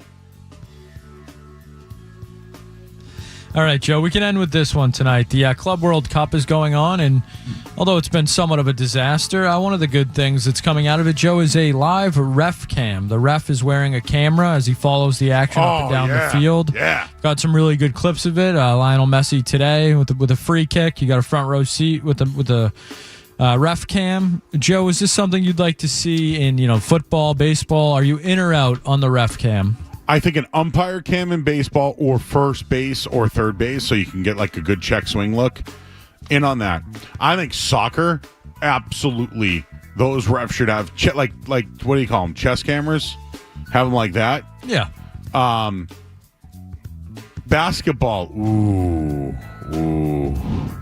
I like the one. Luka's not going to get the Supermax, right? Because he got traded? Yeah, there's like weird rules in there where save a couple bucks. Yeah, I'm sure the Lakers are definitely going to trade him. It's not going to happen. By the way, they got a new owner now, and they're going to spend money through whatever anyways. So, that's the thing. This new ownership group with the Celtics, touche. You taking over and say you're not changing when everybody thinks you're going to. Yet the Lakers say, hey, we own everything. You're going to run this now? Here you go. They're going to double down just like the Dodgers do. And I feel like they don't care about aprons and all that stuff. Where the buses had to. Like, they had to. They always made a major trade. They always were trying to acquire somebody. A star. Acquire, though. Will the Celtics have that same mentality? I feel like they're motivated. I'm actually curious. Who's more motivated, the Celtics or the Lakers right now? The Lakers, for sure. They haven't won. I mean, they won in the bubble, but, you know. But like LeBron, Luka, they have some young players, but they could move them. They have 2-3 guys. They got 3 guys. Maybe Austin Reeves is a guy. I don't know. Dalton Connect, can he be a guy? I don't know. But they got money. And people I love L.A. People love L.A. That's going to be interesting. Would the Celtics ever do a deal with the Lakers? Like Drew Holiday on the Lakers? Brad will do any deal that's right. That's why I trust Brad, believe in Brad. I think he saw the Desmond Bain thing, and I think he wouldn't be doing his job if he wasn't at least, fielding calls, checking in on what's available. The Bain move makes me think Derek White would get you a monster deal. Yeah, and that was something that I was, opposed to. But the more you think about it, I think that with the returns that could possibly be out there, I think it is something they seriously, need to consider because of, the injury. White's going to be 31 next season, 32 the following year when Tatum's fully healthy. You're probably never going to sell higher on him than you would right now. So I do think that's more realistic than I did at the end of the season. I do a Drew for Austin Reeves. Yeah, what, with the Lakers? Nope. I'll take Dalton Connect, though. They already traded him anyways. That's true. Try to get Mark Williams, yeah. All right, well, let's talk to Brian Robb about that. He's from Mass Live. We have Mass Live guys tonight. By the way, what a great sports department. Karen Green, for real. They're a hell of a sports department. We get them all on here, too. We had the girl from Worcester last week, Katie Moe. Katie Morrison O'Day. She's been doing a great job. Blaze Jordan, the password, tearing it up. My good friend Ben DeCastro, the voice of Polar Park, reached out to me and said, hey, I just wanted to call you and say that was a good interview. And I said, I love hearing your voice. Yeah, he got to announce Max Scherzer the other day. How about that? That's true. You know who else is coming back too? Is who's on the Blue Jay? Is Scherzer on the Blue Jay? No. Who's working out trying to come back right now? I feel like there's an Verlander? No. Anyways, I got to shout out the yeah, it was Scherzer. He's on the Blue Jays. Scherzer. He pitched yesterday, I think, in Worcester. I got to shout out the Rodeo Cheeseburger. Is that the one with the onion ring? It's just listen to this thing. I am sorry, B-Rob. Just think of a flame-grilled patty with cheese on a Burger King roll with 3 onion rings and barbecue sauce with cheese. It's simple. It's under $2. I like to eat the onion rings first. But shout out to the Rodeo Cheeseburger. All right, we'll talk to Brian Robb coming up next here on the Sports Hub. You're listening to Joe Murray on 98.5.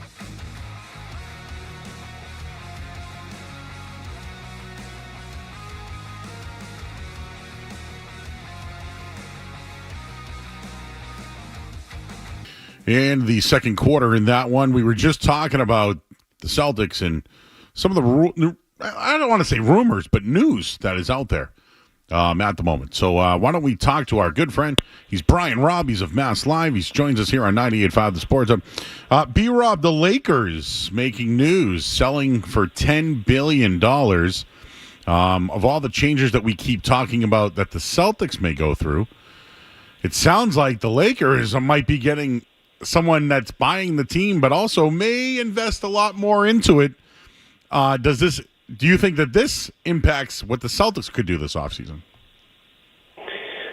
I don't think it'll impact the short term, but without a doubt, having this, like, the Dodgers have been a machine in the MLB for a while now, so having that type of money going to the Lakers is clearly not a great thing for the Celtics and the rest of the NBA, since that's a premier market regardless.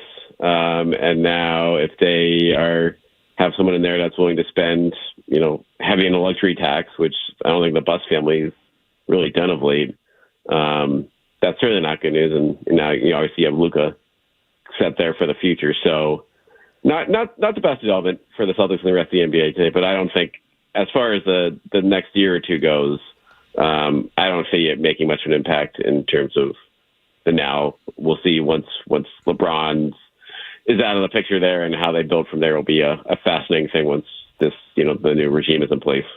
All right, so there's rumors, reports that the Celtics are fielding offers, and it would take essentially paraphrasing, a Godfather deal to move on from either. I'm curious what that would look like. You don't have to be specific on players or anything like that, but I know Jaylen Brown was in Boston today. He's been all over the place with the Boys and Girls Club today as well. But sounds like teams are interested in both. What would a Godfather deal look like for Jaylen Brown and/or Derek White? Yeah, I mean, I think you don't have to look too far from what happened with Desmond Bane, Joe, in terms of what a Godfather offer would be like. I think that's maybe more comparable to a Derek White because of the contract. Bane is making more money, but he's younger. He's I think 4 or 5 years younger. But I think those are two players in the same alignment. So alignment? I'm kidding. Like just in the same tier, if you will. Yep. Like the same tier of player. I think Desmond Bane and Derek White are two of the better secondary guards around the league right now. Mm-hmm.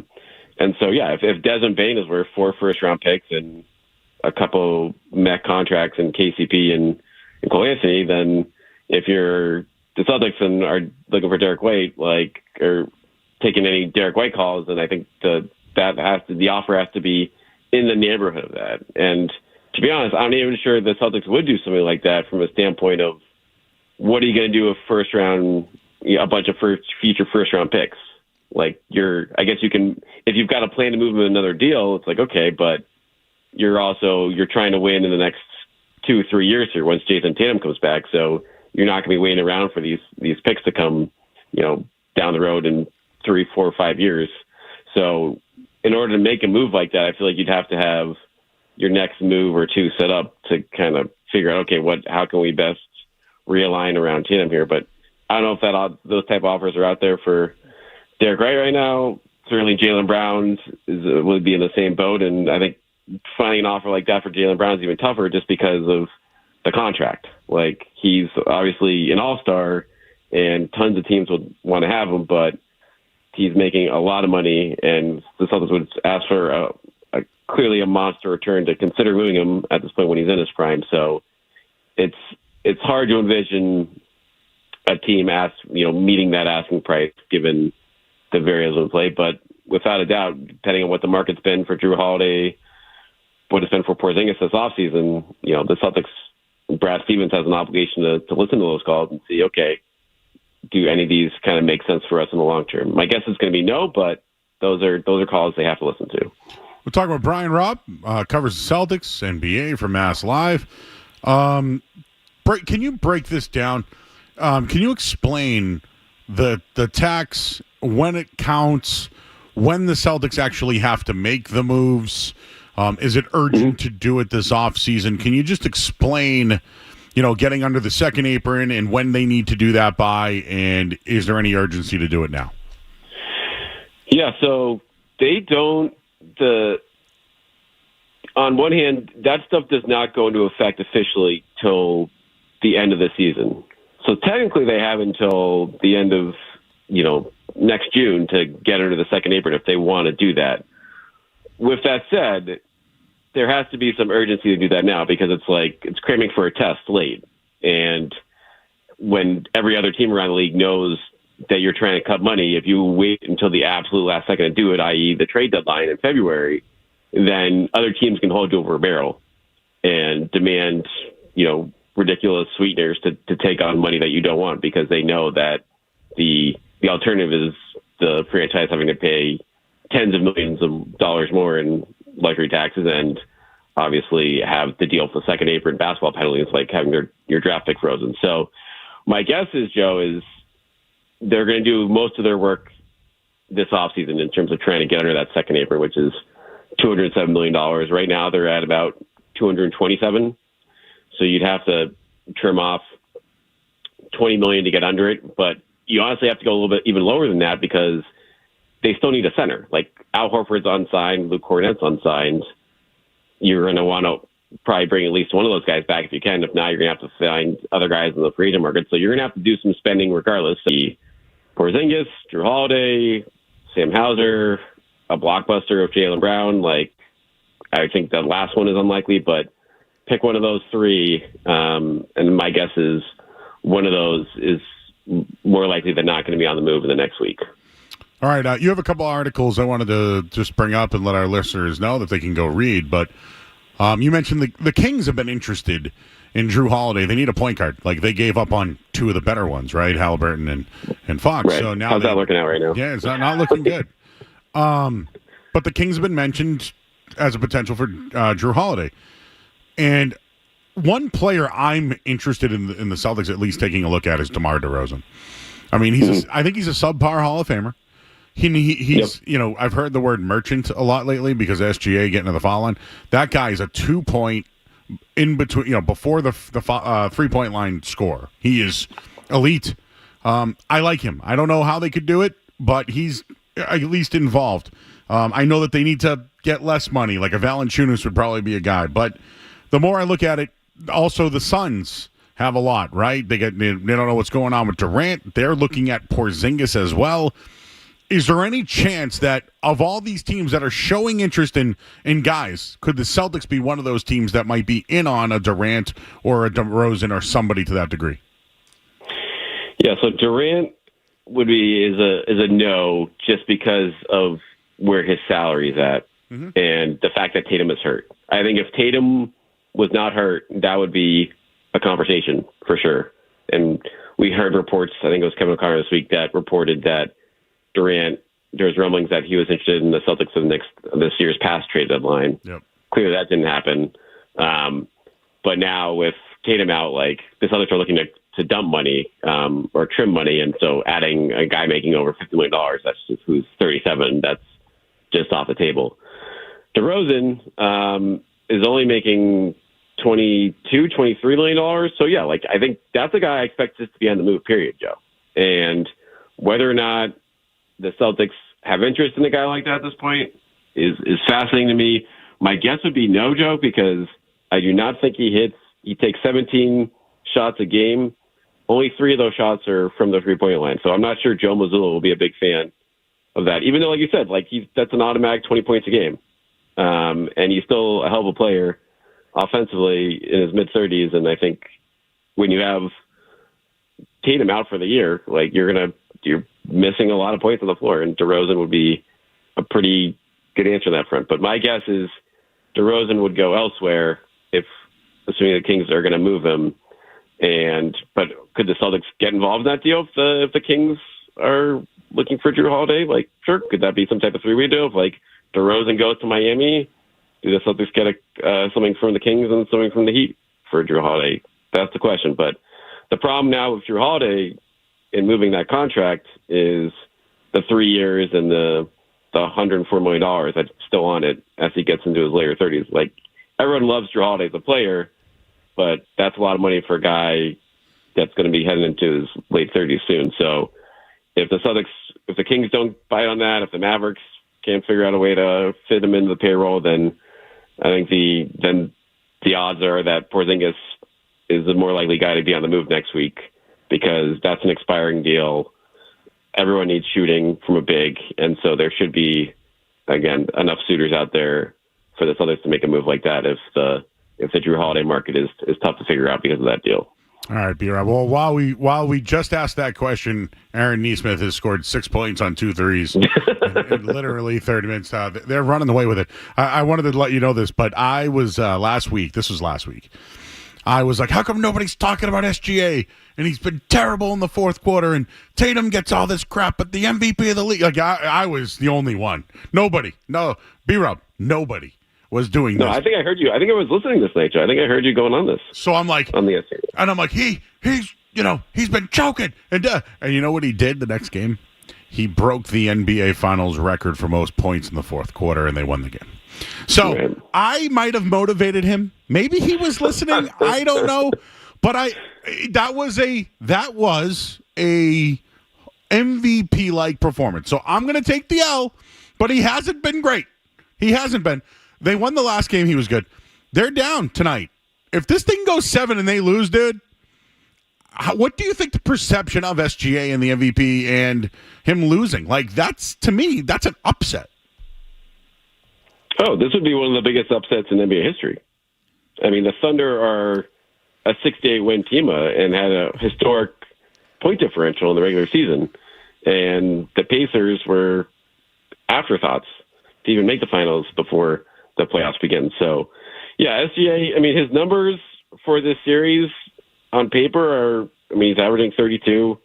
But with that said, with Halliburton hobbled, with the talent advantage that the Thunder have, he should rightfully be under the microscope and get tons of flack if they blow a 3-2 lead here and blow a Game 7 at home.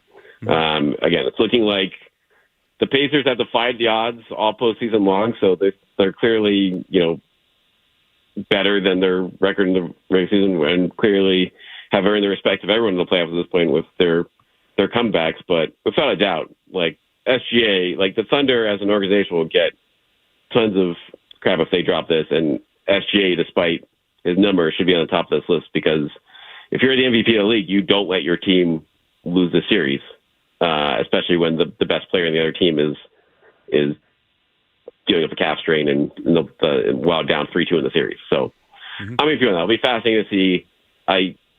I really hope this goes. We just haven't had really good competitive finals for a while, Joe. So it's nice to, I know the series is not getting buzz nationally because of the markets and the lack of star power, but it is nice to see like back and forth games, competitive games, and a real Game 7 that we certainly have not gotten since the Cavs and Warriors final. Yeah, I was going to say Cavs Warriors 7-8 years ago. Yeah. We're here every night, so we've had the NHL final, Stanley Cup. It was good.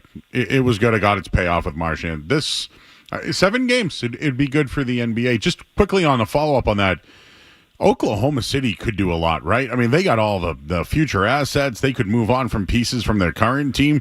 Do you think that they could? I mean, obviously the moves can't happen until July 1st, anyways. But could Oklahoma City be some big players in this one? Could Durant end up going back there?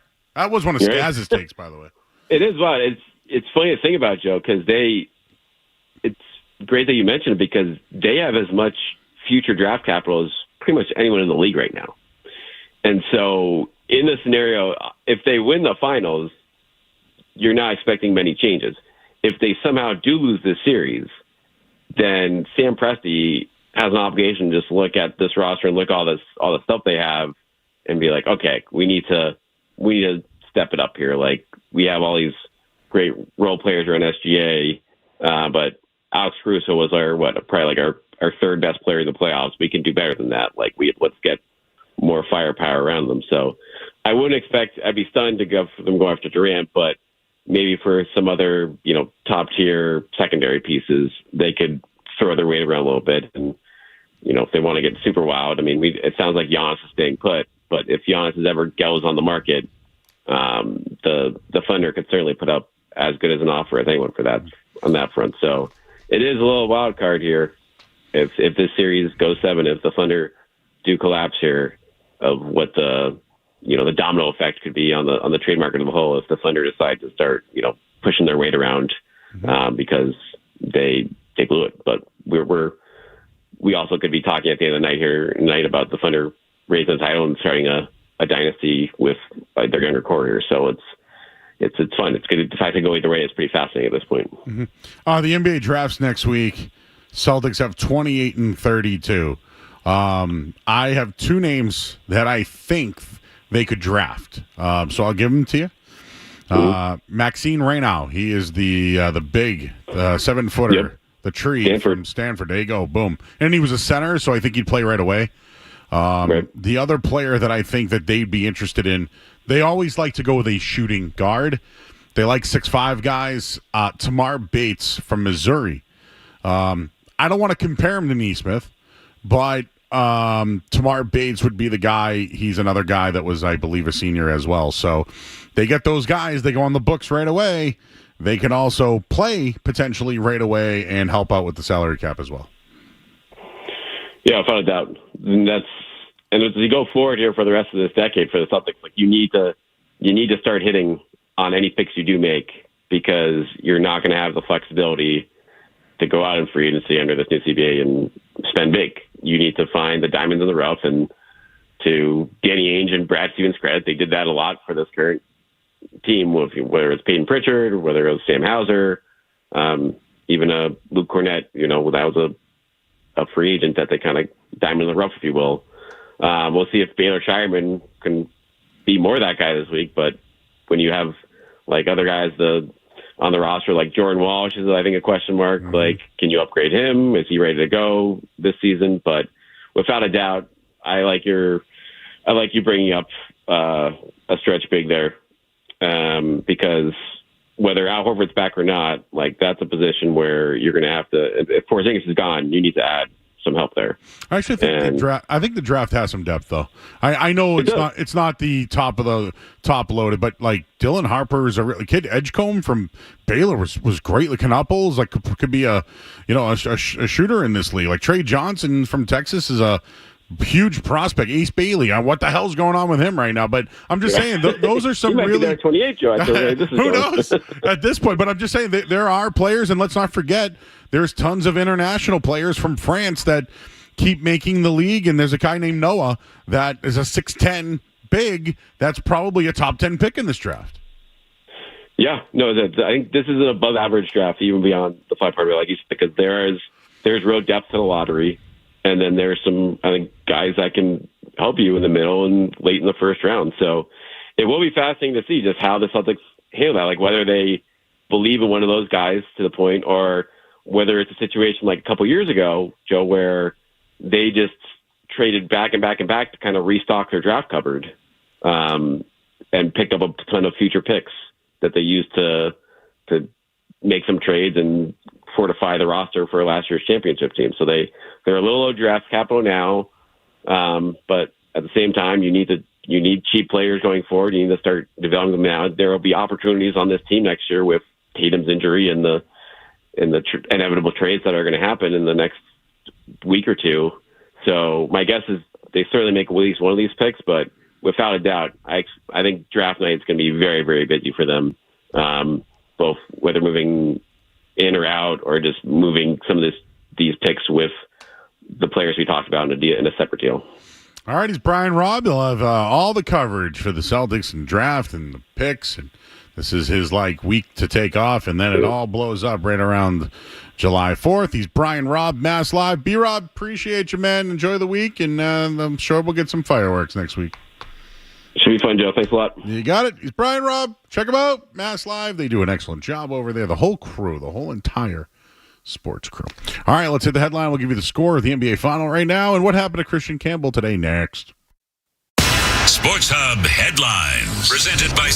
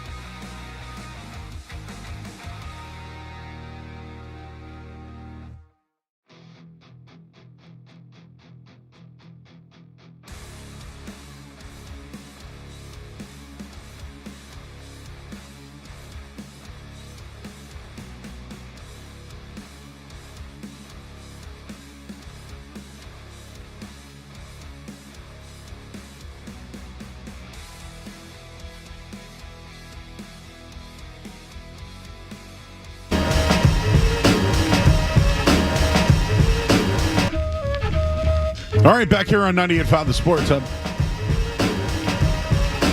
We got a little list talk here. The ESPN has come out with a list.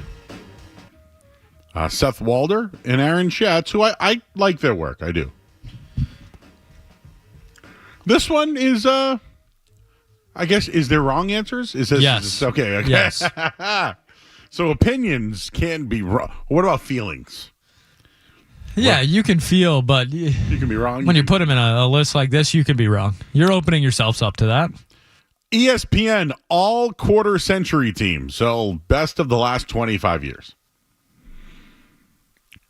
They have lists. The quarterback is Tom Brady, followed by Peyton Manning and Patrick Mahomes. I'd probably put Mahomes than Manning, actually. Yes. Oh, even though Manning's a Hall of Fame. But those are the three. I had no issues there. Brady's your starter. Honorable mention, the other two. Fullback Kyle Juszczyk, I'm fine. When did Allstott stop playing? Well, no, before, but he didn't. He won a championship. Juszczyk's been really good though. Running back. This is where we have a problem, Joe. Priest Holmes, Christian McCaffrey, and Derrick Henry. I'm sorry, who's the starting running back for the all-century team? It's Priest Holmes, who I liked, was a good player. I didn't even... Where's LaDainian Tomlinson? Where's LaDainian Tomlinson? Where's Adrian Peterson? So Adrian Peterson was awesome. And I know that he got in a fight at a poker table today. Also true. Derrick Henry's on my list. McCaffrey?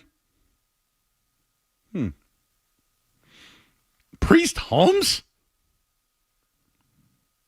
Oh, so I bet you there's some running backs pissed. Yeah, I mean, Priest Holmes, great player even. Not better than LaDainian Tomlinson and Adrian Peterson. Just simply not better than them. I have to look it up. Most rushing yards last 25 years. Frank Gore. I'd rather Frank Gore over Priest Holmes.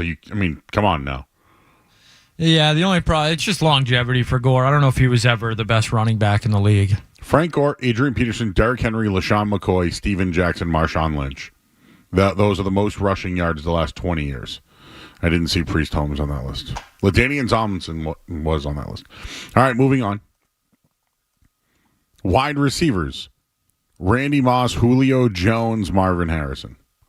Now, there's generally 2 wide receivers, so there's 6. Randy Moss, Calvin Johnson would be your 1-2. And then it would be Julio Jones, Terrell Owens, Marvin Harrison, Justin Jefferson. I would put Wes Welker. I would put Larry Fitzgerald.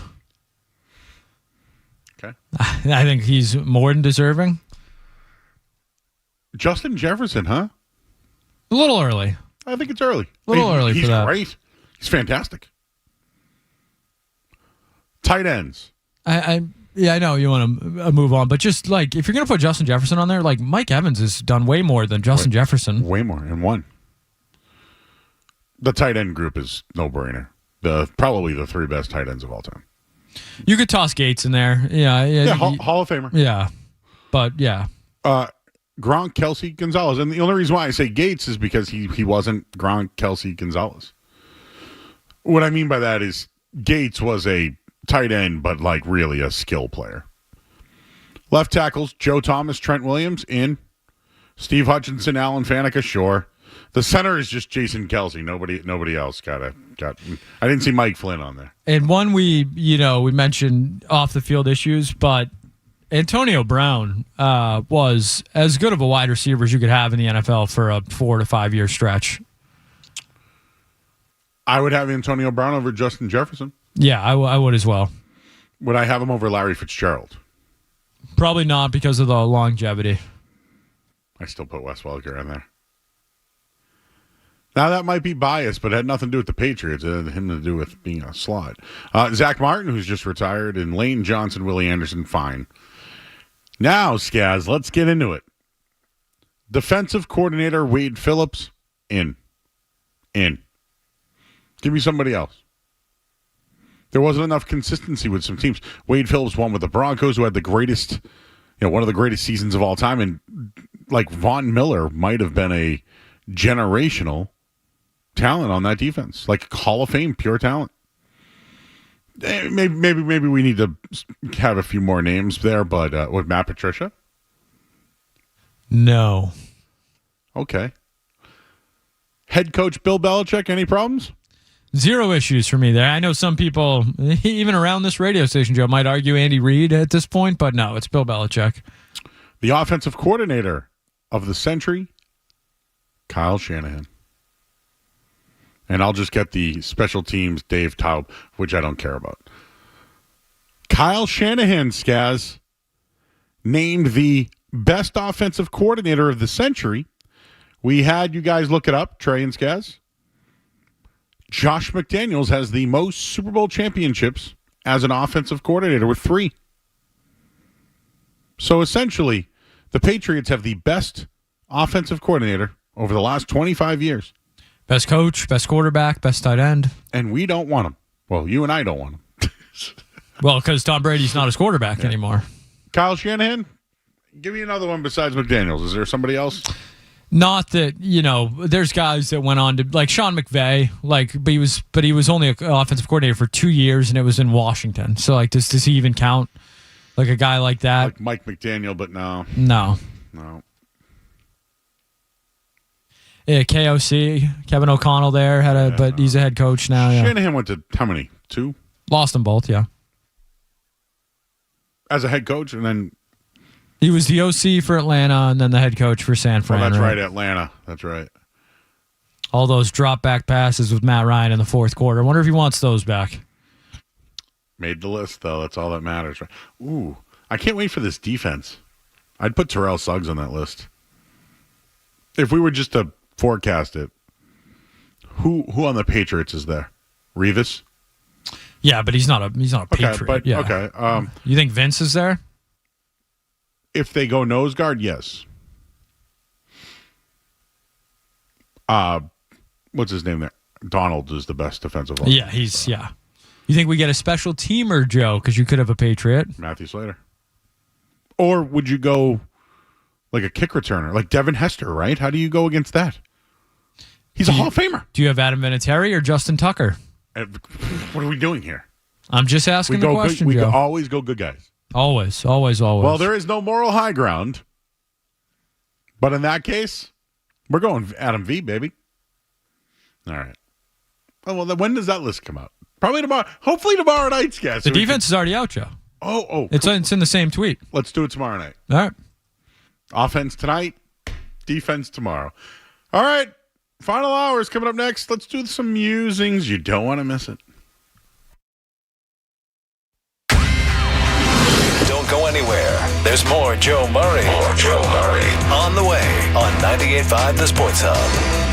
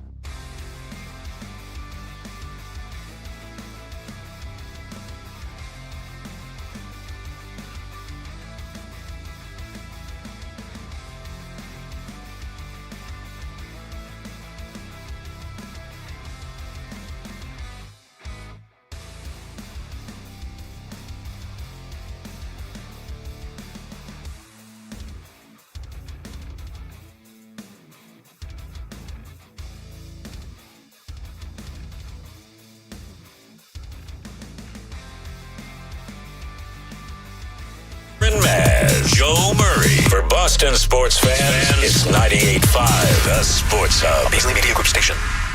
Essential Sports Hub headline presented by Celsius Energy Drinks. All right, the Pacers have a 64-42 lead over Oklahoma City in Game 6, hoping to force a Game 7 tonight. Red Sox will take on Raphael Devers and the Giants in San Francisco tomorrow. They did send Christian Campbell back to Worcester. Wilyer Abreu will join the big club.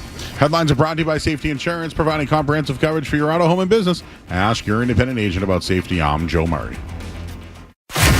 New England plays here. Ball down the right side. There's a separation. Yes. Touchdown pass. Yes. Perfect dive from Drake May. 98.5, the Sports Hub. Let me see if I can get into this story for you. Because it involves farts. And you know when a fart happens, we got you covered. Anything for a win. And even at the Pro Darts Championship. I got to tell you, have I ever used flatulence for my advantage? Yes. I used to play basketball, and every once in a while in a hot gym, if you had to let one rip and you didn't like the guy who was covering you, post them up, baby. Joe. Hey, listen, I needed every advantage. Hey, you never done it? No. Yeah, but I was a post player. If you're going to guard me in the post, you got to smell me. Put that on a T-shirt. If you check Slack, I believe I've found a way we can get to this article. Thank you. Because for some reason, we can't go to websites that literally have the word sports in there. Barstool Sports not allowed at 98.5 for some reason. Maybe there was like a weird firewall. Who knows? I don't know. We're adults. I think we can, pick and choose what websites we go to at work. I would hope we're adults so we can have that ability. Yeah, but maybe it's an error. Yeah, sure. Yes, it's an error. Whenever in radio, whenever I screwed up and the next day the boss would call, when I ran the board, I was like, hey, how come that? I'm like, I don't know, man. I don't know. And then they would always blame operator error. That was one of the greatest producer tips I ever received, from people that were training me, where something ever goes wrong, minor, obviously big mistakes, you got but something goes wrong, something sounds a little funky, always blame the software, the system, because the host or who's ever on the other side, they don't know. They're not going to know. So that was a tip I got. So always deflect, deny, and subvert. I believe. But whenever hey, how come that spot didn't play at that time? I'd be like, I don't know. It says it played here, and they question you. And this was at old stations, but they would always tell I'd be CC'd on the email to the client. It was operator error, and I was like, no, it wasn't. Anyways. But it's always your fault. Always. So, what other tactics have there been, Skaz? I brought one up when I'm in the post. I wouldn't do it now. Well, you see crowds do this with laser pointers or beach balls and stuff like that. No, what I think is Bush League is when there's 2 outs in an inning and the guy on second base is to the shortstop. A-Rod did that. Yeah, that's Bush League. But if the crowd does it, it's fair game. I'm trying to think of some other tactics. If you're a catcher, you can always, talk some smack. I thought you were going to say crop dust or something, Joe. Well, I guess you could crop dust from first base to second base, right? Anyways, here's the story, everybody. At the professional dart competition, the darts match was stopped after James Wade farts in front of his opponent. Go on to beat Wright 6-5 to make the quarterfinals. But Snake Bitten had other issues on stage when he let out a fart.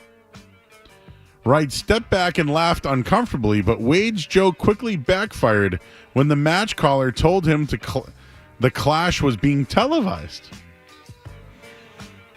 Owen Binks informed the perpetrator, oh boy, okay then, this is a streamed match, guys. It slipped out, said Wade, who then added, give it a second.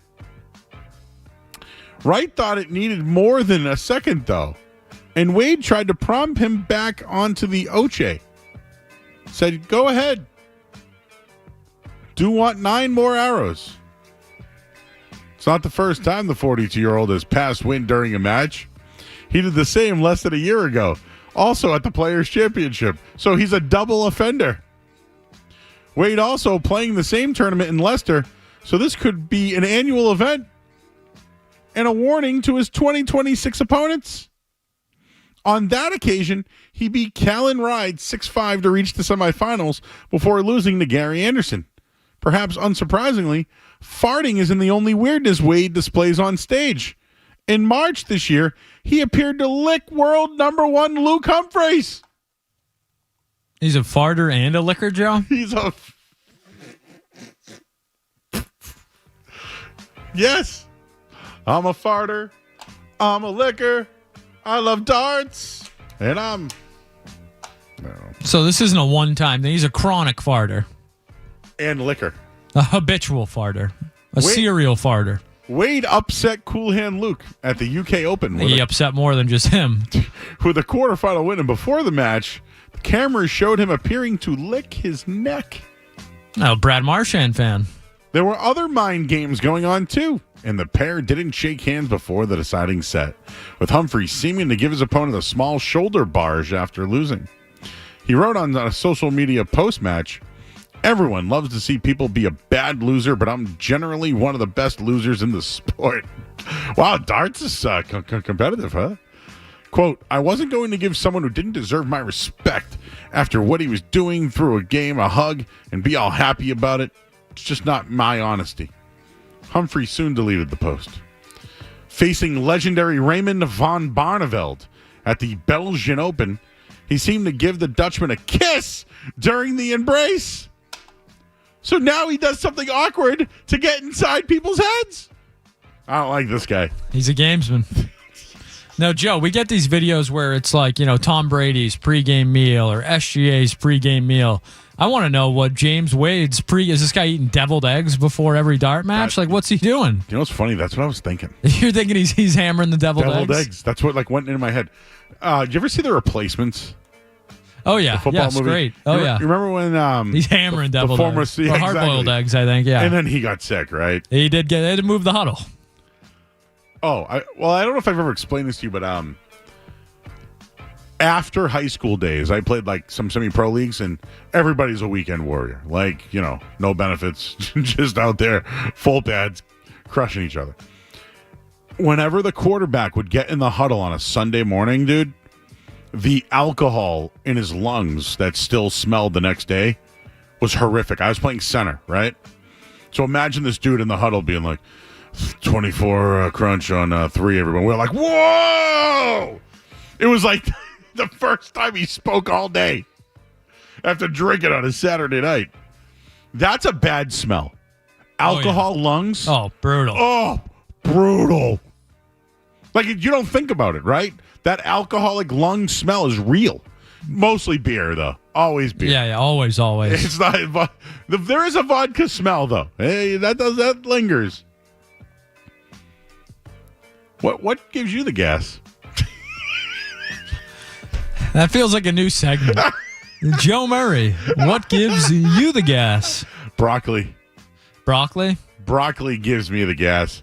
Trey, is there something that gives you the gas, bro? Coffee. Really? Oh, well, yeah. Yeah, I can see that. I can see you having a coffee, and then you got to start your day with a dump. Cleans you out. See, he gets it. Yeah, I think, broccoli, stuff like that. Yeah. Broccoli is definitely a gas enhancer. I've been doing a lot of, what's the cauliflower? Oh, that's another. Yeah, I air fry my cauliflower. Like cabbage or something, or Brussels sprouts? I don't do cabbage, but I will tell you this. Corned beef and cabbage, almost swore, stinks. Beyond smells. Imagine your quarterback eating that before a game. I used to go to the Corb pub for Thanksgiving. No, not Thanksgiving. Whatever it is. The Irish Day. St. Patrick's. And that place, man, I couldn't hang in the bar. But you know what, though? I don't know. We don't have an athlete these days that does what this man is doing, Mr. Wade. I wouldn't be too sure of that, Joe. You don't think in the NFL guys in the trenches are letting them loose? Well, I've heard stories that haven't been shared on the air about Larry Izzo. Well, we heard some Siragusa stories as well. I used to interview Bill Romanowski every week when I worked at 1510, and he had stories. Is he the real dirty guy, or am I thinking of somebody else? He broke someone's jaw, right? Broke some. Well, Geno Smith got his jaw broken. Right? No, like on the field. Bill Romanowski has done he spit in someone's face. Not good. Not good. Good football player. I think that guy was injecting all sorts of stuff in his body, by the way. Not beyond steroids. Beyond farts. Joe, when you were a soda drinker, would soda ever give you the gas? Yes. It's like specific sodas? I will tell you, I have something called GERD. And my GERD has gotten better since I've given up soda. And the gas. So ginger ale was my drink of choice. Whenever I felt sick, I drank ginger ale. But I would drink ginger ale on the regular. And dude, like I said, like in the movie Elf, that big burp after soda, that's real. I get it every once. I've been belching after Celsius lately, but sometimes seltzer, that little like the foam. Oh yeah, carbonation there. That'll get you. Yeah. But I don't think there. At least, how about this? We don't have a perpetrator that we know of. Like, I don't know who's farting on the court. Remember, though, there have been guys who fart on the bench, right? And the whole team's trying to cover it. Perpetrators. Give it a second, he said. We're live on TV. So what? Give it a second. What do you do? Would you have spray on the ready? And sometimes, guys, you ever go in the bathroom? Okay, yes. Come on, we can talk about it. Have you ever used the bathroom and then used the spray that's in the bathroom? The spray makes it worse sometimes. Yeah, you know, a match or something is always best, I feel like. Nailed it, Skaz. There is nothing better than the smell of a lit match. You just talked about smells a little while ago? Like secondhand smoke every once in a while? Yeah. But a lit match? Told you, sometimes I go in the mall, and if I sniff a Cinnabon, dude, I look for it. Told you, I'm like Garfield. You know when Garfield smells something and he just starts just going in the wind, following it? That's me at Cinnabon. But I'm more of a Sarku Japan guy at the mall. I don't go to the mall a lot. You like Trey? Trey gave me a head nod on the Sarku Japan. They give you the free chicken too, and I always get the extra sauce. Every once in a while, the rice gas might give me a little bit of a little gassy situation. What gives you the gas? That could go with throw the gas, not the ass. Joe, a quick Google search of famous sports farters. Apparently, resounding results. Apparently, Dwight Howard, very well known for his farting abilities around the Orlando Magic. Yeah, I bet you they didn't tolerate that in Houston and the Lakers. I bet you Kobe would do something. Yeah, Kobe, you're not farting around Kobe. No way. It's disrespectful. Do you think Jordan ever did that? He could do whatever he wants, yeah. Probably do it just to see you could play throw it. He was testing you. Oh, that's gamesmanship. Him versus Isaiah Thomas. Hey, Isaiah, I got the gas tonight. Remember he had that flu game? Maybe more of a poo game, Joe? Is that what you're saying? Any other farters on there that were... is there a list? Apparently LeBron and Dwayne Wade have both had, farts that went viral at some point, but not a concrete list of professional farters. I can't seem to find. But I see basketball maybe. Joakim Noah's name was on there as well, so maybe more basketball players than you think. Those loose shorts, they just slide right out, Joe. The worst fart that's going right now, it's when you're in bed and you farted. Oh, the covers fart. Yes, but the thing is that you farted earlier, right? You let's say it's 6:12 in the morning. and you let one rip. But it's still under the covers. Then you turn your body. When you turn your body, that is the worst fart. It's been like incubated. It's been held under. It's been air frying, Joe. It's been, yes. But that is one, dude, that is like rotten egg all over it. Rotten egg. You got to kick the feet up, Joe. Let it go out the bottom But there. there's no way out. Like, if any slight movement is vomit inducing. So you just got to let it go. It's like rip the Band-Aid off. It's going to stink for a little bit. Let's light a match and we'll move on. Like, weed smoke doesn't even help that. It doesn't. That's a bad combo right there. No, thank you. You're double skunking there, That's Joe. what I'm trying to say is sometimes there's no cure for this. The Febreze or whatever it is doesn't always work. And Joe, sometimes I got to say, if you're a dog owner, sometimes your dog or even your cat, they'll get you. Dude. Oh, they got you. So listen, dog farts are bad? Bad. You mean to tell me a cat fart is... Bro, tell cats. me about a cat fart. I'm telling you, man. It's the diet. All they eat is like, just cat food is for some reason much more disgusting than dog food, and I think that's the culprit there. That's leading to gastrointestinal issues there for your little feline friends. Dogs, though, they'll do it and look at you. Oh, they'll like shock themselves. My dog will wake herself up. Old lady. Scaring herself. What gives you the gas? It's like OKC might have the gas tonight, Joe. Stinking up the joint. Well, anyways, I didn't realize a big fart match would happen in a dart match. And then they said, wait a second. That's what we used to say. Remember the song? I don't know if you ever did this in baseball, but when you're going to first and you feel a juicy burst, diarrhea.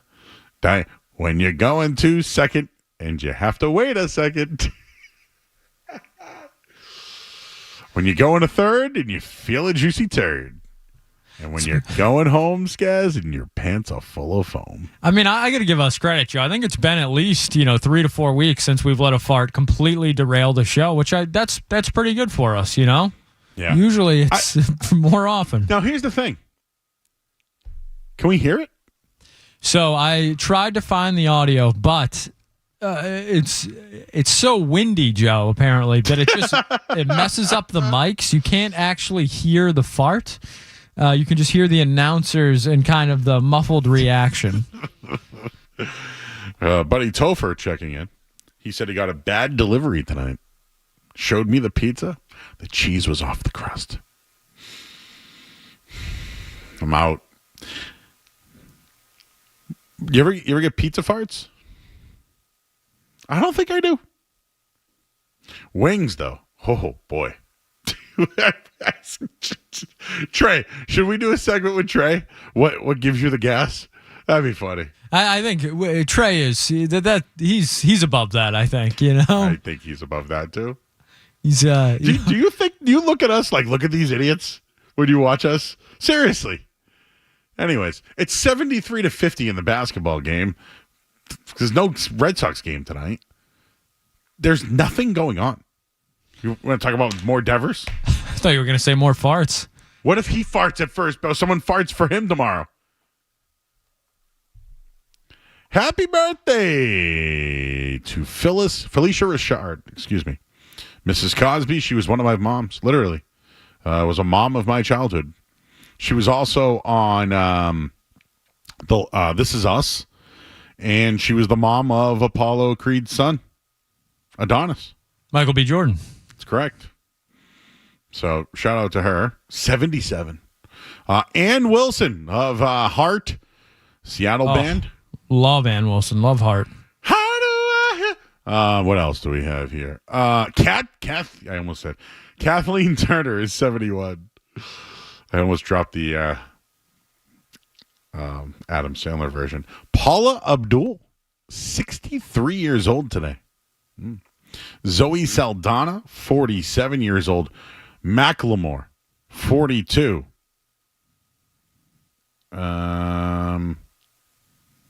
Mo Howard of the Mo, Larry, Curly, Three Stooges. Lou Gehrig. Birthday today. Guy Lombardo. Anybody else for you, guys? Joe, it is Paul Dano's birthday today. I think a very, very good actor. A little underrated. There you go. He's in Little Miss Sunshine there. He's in the Batman movies. It is also Garfield's birthday today, Joe. Garfield? I literally just mentioned him. Created on this day in 1978 by Jim Davis. Did you know that Heathcliff was before Garfield? That Garfield was Heathcliff, no one should. I always assumed that Heathcliff was a Garfield ripoff. No. Garfield is a ripoff of Heathcliff. Did not know that. There you go. It's also Dirk Nowitzki's birthday today. Happy birthday to Ryan Hurst. He played linebacker Jerry Berthier in Remember the Titans. Yes, scary. And then was Opie in Sons of Anarchy. I never put that together. I got to be honest with you. Yep. Did you say it is a man we've also mentioned tonight, Joe? Doug Minkiewicz's birthday today. Oh, he still has the Red Sox baseball from 2004. What do you think that thing's worth, dude? $500,000, right? Got to be something like that. I don't even know. You'd know better than me. I mean, if it's encrypted and it was him, I'd value that over $1 million. But what do I know? I can call a guy if you want me to. All right, anything else tonight? I think that's it. Any other birthdays? Not seeing. Nobody's really jumping out at me, Joe. Willie Frazier, tight end. Who? Yeah, I don't know. 1942. Hey, did you see the Patriots sign that tight end that played like 9 years in college? Oh, really? Yeah. Oh, man. From Miami? Like Cam Rising or whatever it is? Or, no, I was a quarterback. Oh, yeah. The kid he was in Oregon, right? Yeah, I think Alonzo Highsmith knew him well, so maybe he's like, hey, kid, you played a lot of college ball. How about you play for us? All right, well, what else we got? Joe, it is Nancy Marchand's birthday today. Nancy Marchand. Are you aware of who that is? You are aware of who that is. I am.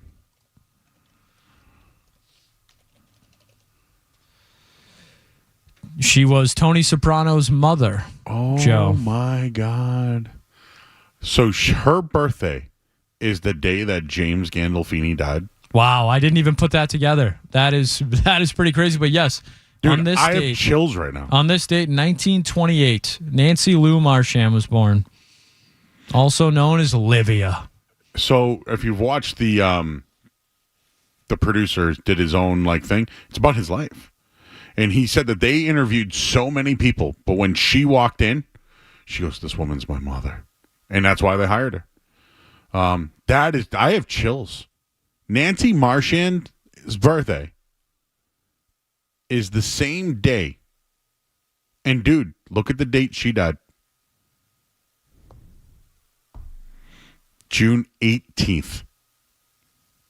Gandolfini died on the 19th. And her birthday is the 19th. She died the day before her birthday? What the hell? I got chills. That's like, mama, you know what I mean? Like, this mom, Tony Soprano's mom, and it's like a big deal. All right. We got to go to break. I'm Joe Murray on the Sports Hub. You're listening to Joe Murray on 98.5. You're listening.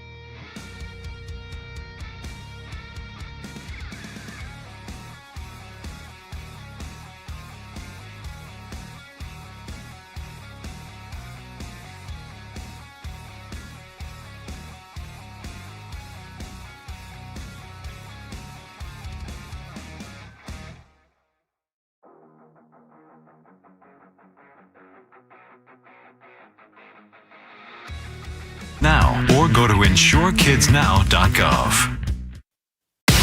Zolak and Bertrand get you through the midday. Joe Murray gets you right through the night. Actually, spoke change. Enjoy quick and convenient vehicle maintenance this month. Visit NewEnglandOilChange.com for 15% off your next drive-through oil change at Valvoline Instant Oil Change, the official oil change of busy people. Well, last night we had one of our interns on. We have 2 summer interns. We had Luke Fitzpatrick. He's from Ithaca, from Belmont, Mass. And our other intern is Trey Moore. He goes to Boston University. He plays lacrosse. He runs a 4.5 40, he told me. And he's from Washington, but loves Maryland football and basketball, or Maryland sports. Yep. Okay. So, let me you pull this up a little more to you. Here we go. I was getting in there. All right. So far, you're at 98.5 The Sports Hub. What's been, you're a smart kid, dude. So, what have you thought? Oh, that's different. Oh, I didn't think that, or I didn't. What's something you've learned in your time here so far? I think the main thing that I've learned is all the behind the scenes stuff is a lot. I didn't realize how much stuff goes on behind the scenes, and it kind of feels like the show's made behind the scenes. And kind of what you tell me, the talking's the easiest part, but the behind the scenes work is honestly some of the most important stuff, like what Skaz does back there, cutting in and out of commercials, finding different sounds.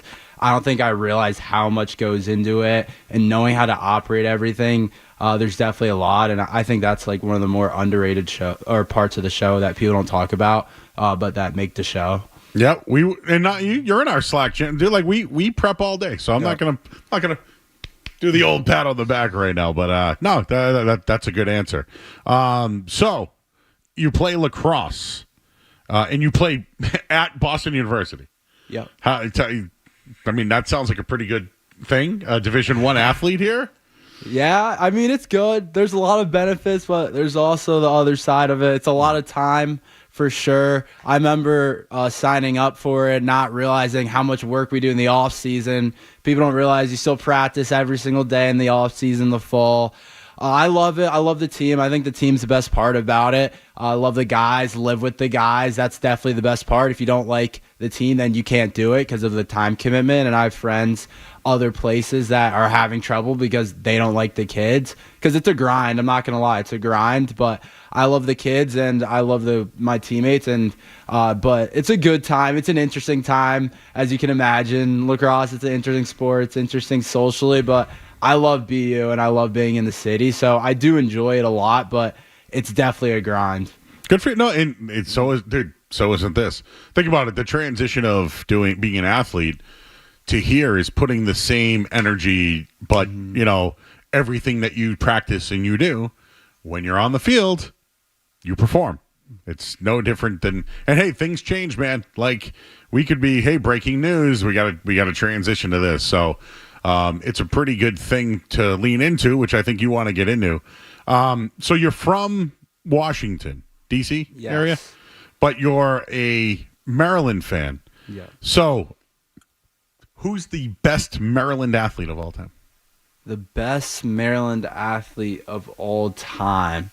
I mean, recently, some of the recent guys, I mean, I'd say in my timeline, I know there's other guys before, but I'll talk about when I watch, I think about probably the basketball team. But, I mean, the football, you got to think Stephon Diggs, DJ Moore. In my time, I don't like to speak before my time, but for basketball, I'd say Melo Trimble.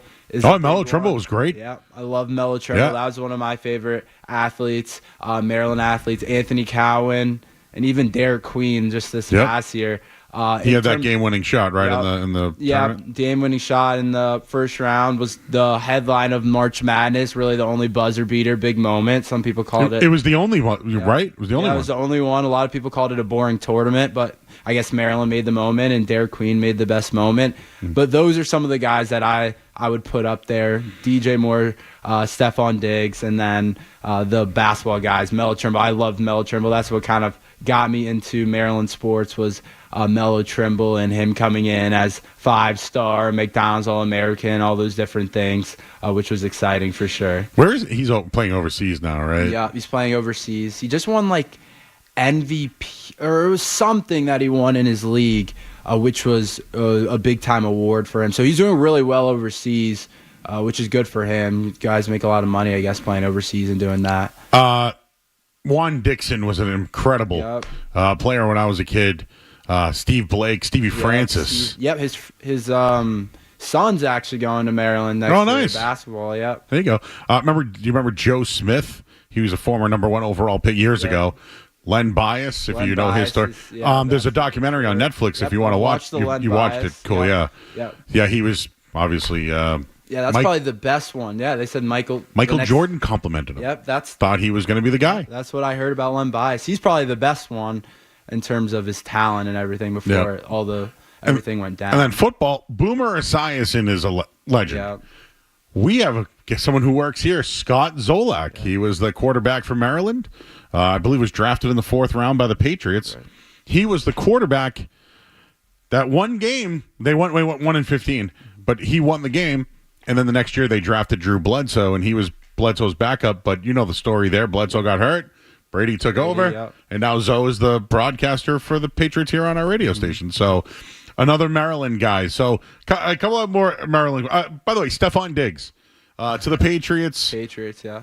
He is the star? I mean, I remember him from college. I don't remember the impact that he made, but a 4th-round pick. Not a lot of those guys who were drafted in that spot become like number 1s or 2s, really. But your thoughts on Stephon Diggs coming from college and now coming to the Patriots? Yeah, I mean, at Maryland, he was definitely a star in terms of the Terps fan base, but not as much the national scene. Definitely a big-time guy because, Maryland football, it's nothing crazy. So when you get a guy like Stephon Diggs that's playing at a decently high levels, a guy that's going to go in the 3rd, 4th round, that's big time for Maryland football. In terms of the national landscape, it's not going to be anything big. But in terms of him transitioning, it kind of feels like he's become a little bit of a bit of a diva that we're seeing now for the Patriots, and I can't say that was a ton going on when he was a Terp, and we've seen a lot of that with the Bills, and then last season a little bit with the Texans, and then now with the Patriots. So he's definitely an interesting character that you definitely have to treat the right way. He's got to like the quarterback. He's got to be getting his touches. So I think he's kind of developed into a different guy along the way as he's become one of the better receivers over the past 10 or 5 years in the NFL, whatever you want to call it. But I guess once you get the money and do some of those different things, you can do that. Taluia Tagovailoa. Taluia, yeah. I know of him, but played ball at Maryland and had a shot in the NFL and didn't. Where is Maryland football right now? What's the status of Maryland basketball? Is always in the tournament. I mean, they're consistently good. What's up with Maryland football this year? It's a lot of question marks for Maryland football. They lose a lot of guys. They had the most guys drafted this year than they've had. And Mike Loxley's been outstanding. Mike Loxley's done a pretty good job. Last year was a bad year. Yes, it was a bad year, but before that, 3 straight bowl games for Mike Loxley. But there's a lot of question marks this year for Maryland football. But I think what people are most excited about is 4-star Malik Washington quarterback coming in. There you go. That's a name to watch out for if you're watching Big Ten football, Malik Washington. But the one thing about Maryland football this year is they do avoid Michigan, they play Michigan, but they avoid Ohio State, Penn State, Oregon. So they avoid the big dogs. That's 3 losses. Yeah, so you avoid those automatic kind of losses. And so the only real big blue blood program that you're playing this year is Michigan, and they're still kind of interesting under their new coach. And without Harbaugh, Michigan's still kind of interesting. So I still think that's probably who you want to play out of all those big dogs. They have uncertainty at quarterback position, but there's a lot of question marks. I don't think the team's great, but just based on the schedule, it's not good. Well, listen, they'll start all right with Northern Illinois and Towson and Florida Atlantic, Wisconsin, Washington, Nebraska, UCLA, Indiana, Rutgers, Illinois, Michigan State. Yeah. Woof. You think they're going to win any of those games? I mean, Nebraska, no. Washington, no. Wisconsin, yeah. Well, the interesting UCLA? part about Wisconsin is that the former Maryland quarterback is playing at Wisconsin. That's now. right. Billy Edwards. Yep. So revenge game. Yeah, so he transferred. So I'm hoping Mike Loxley has a couple things cooked up for him. But Wisconsin at home, dude, they never. It's like it's like tough their place. sweet spot. It's a tough place to be, but I mean, I think they can win a couple of games. I think they can squeak 3 like Rutgers. They can beat Rutgers. Yeah, hey, Schiano, who was here in New England for a little bit, but then they made comments, and then he took the job elsewhere. Mm. So very interesting. When it comes to Maryland, tell me about the crab cakes. The crab cakes. I mean, the crab cakes are good. Are they the best? Like people say, Maryland crab cakes are the best. It's good crab cakes. I don't think me or my family are like huge into just like going out and getting like seafood or getting crab cakes. Have you got seafood here in Boston at all?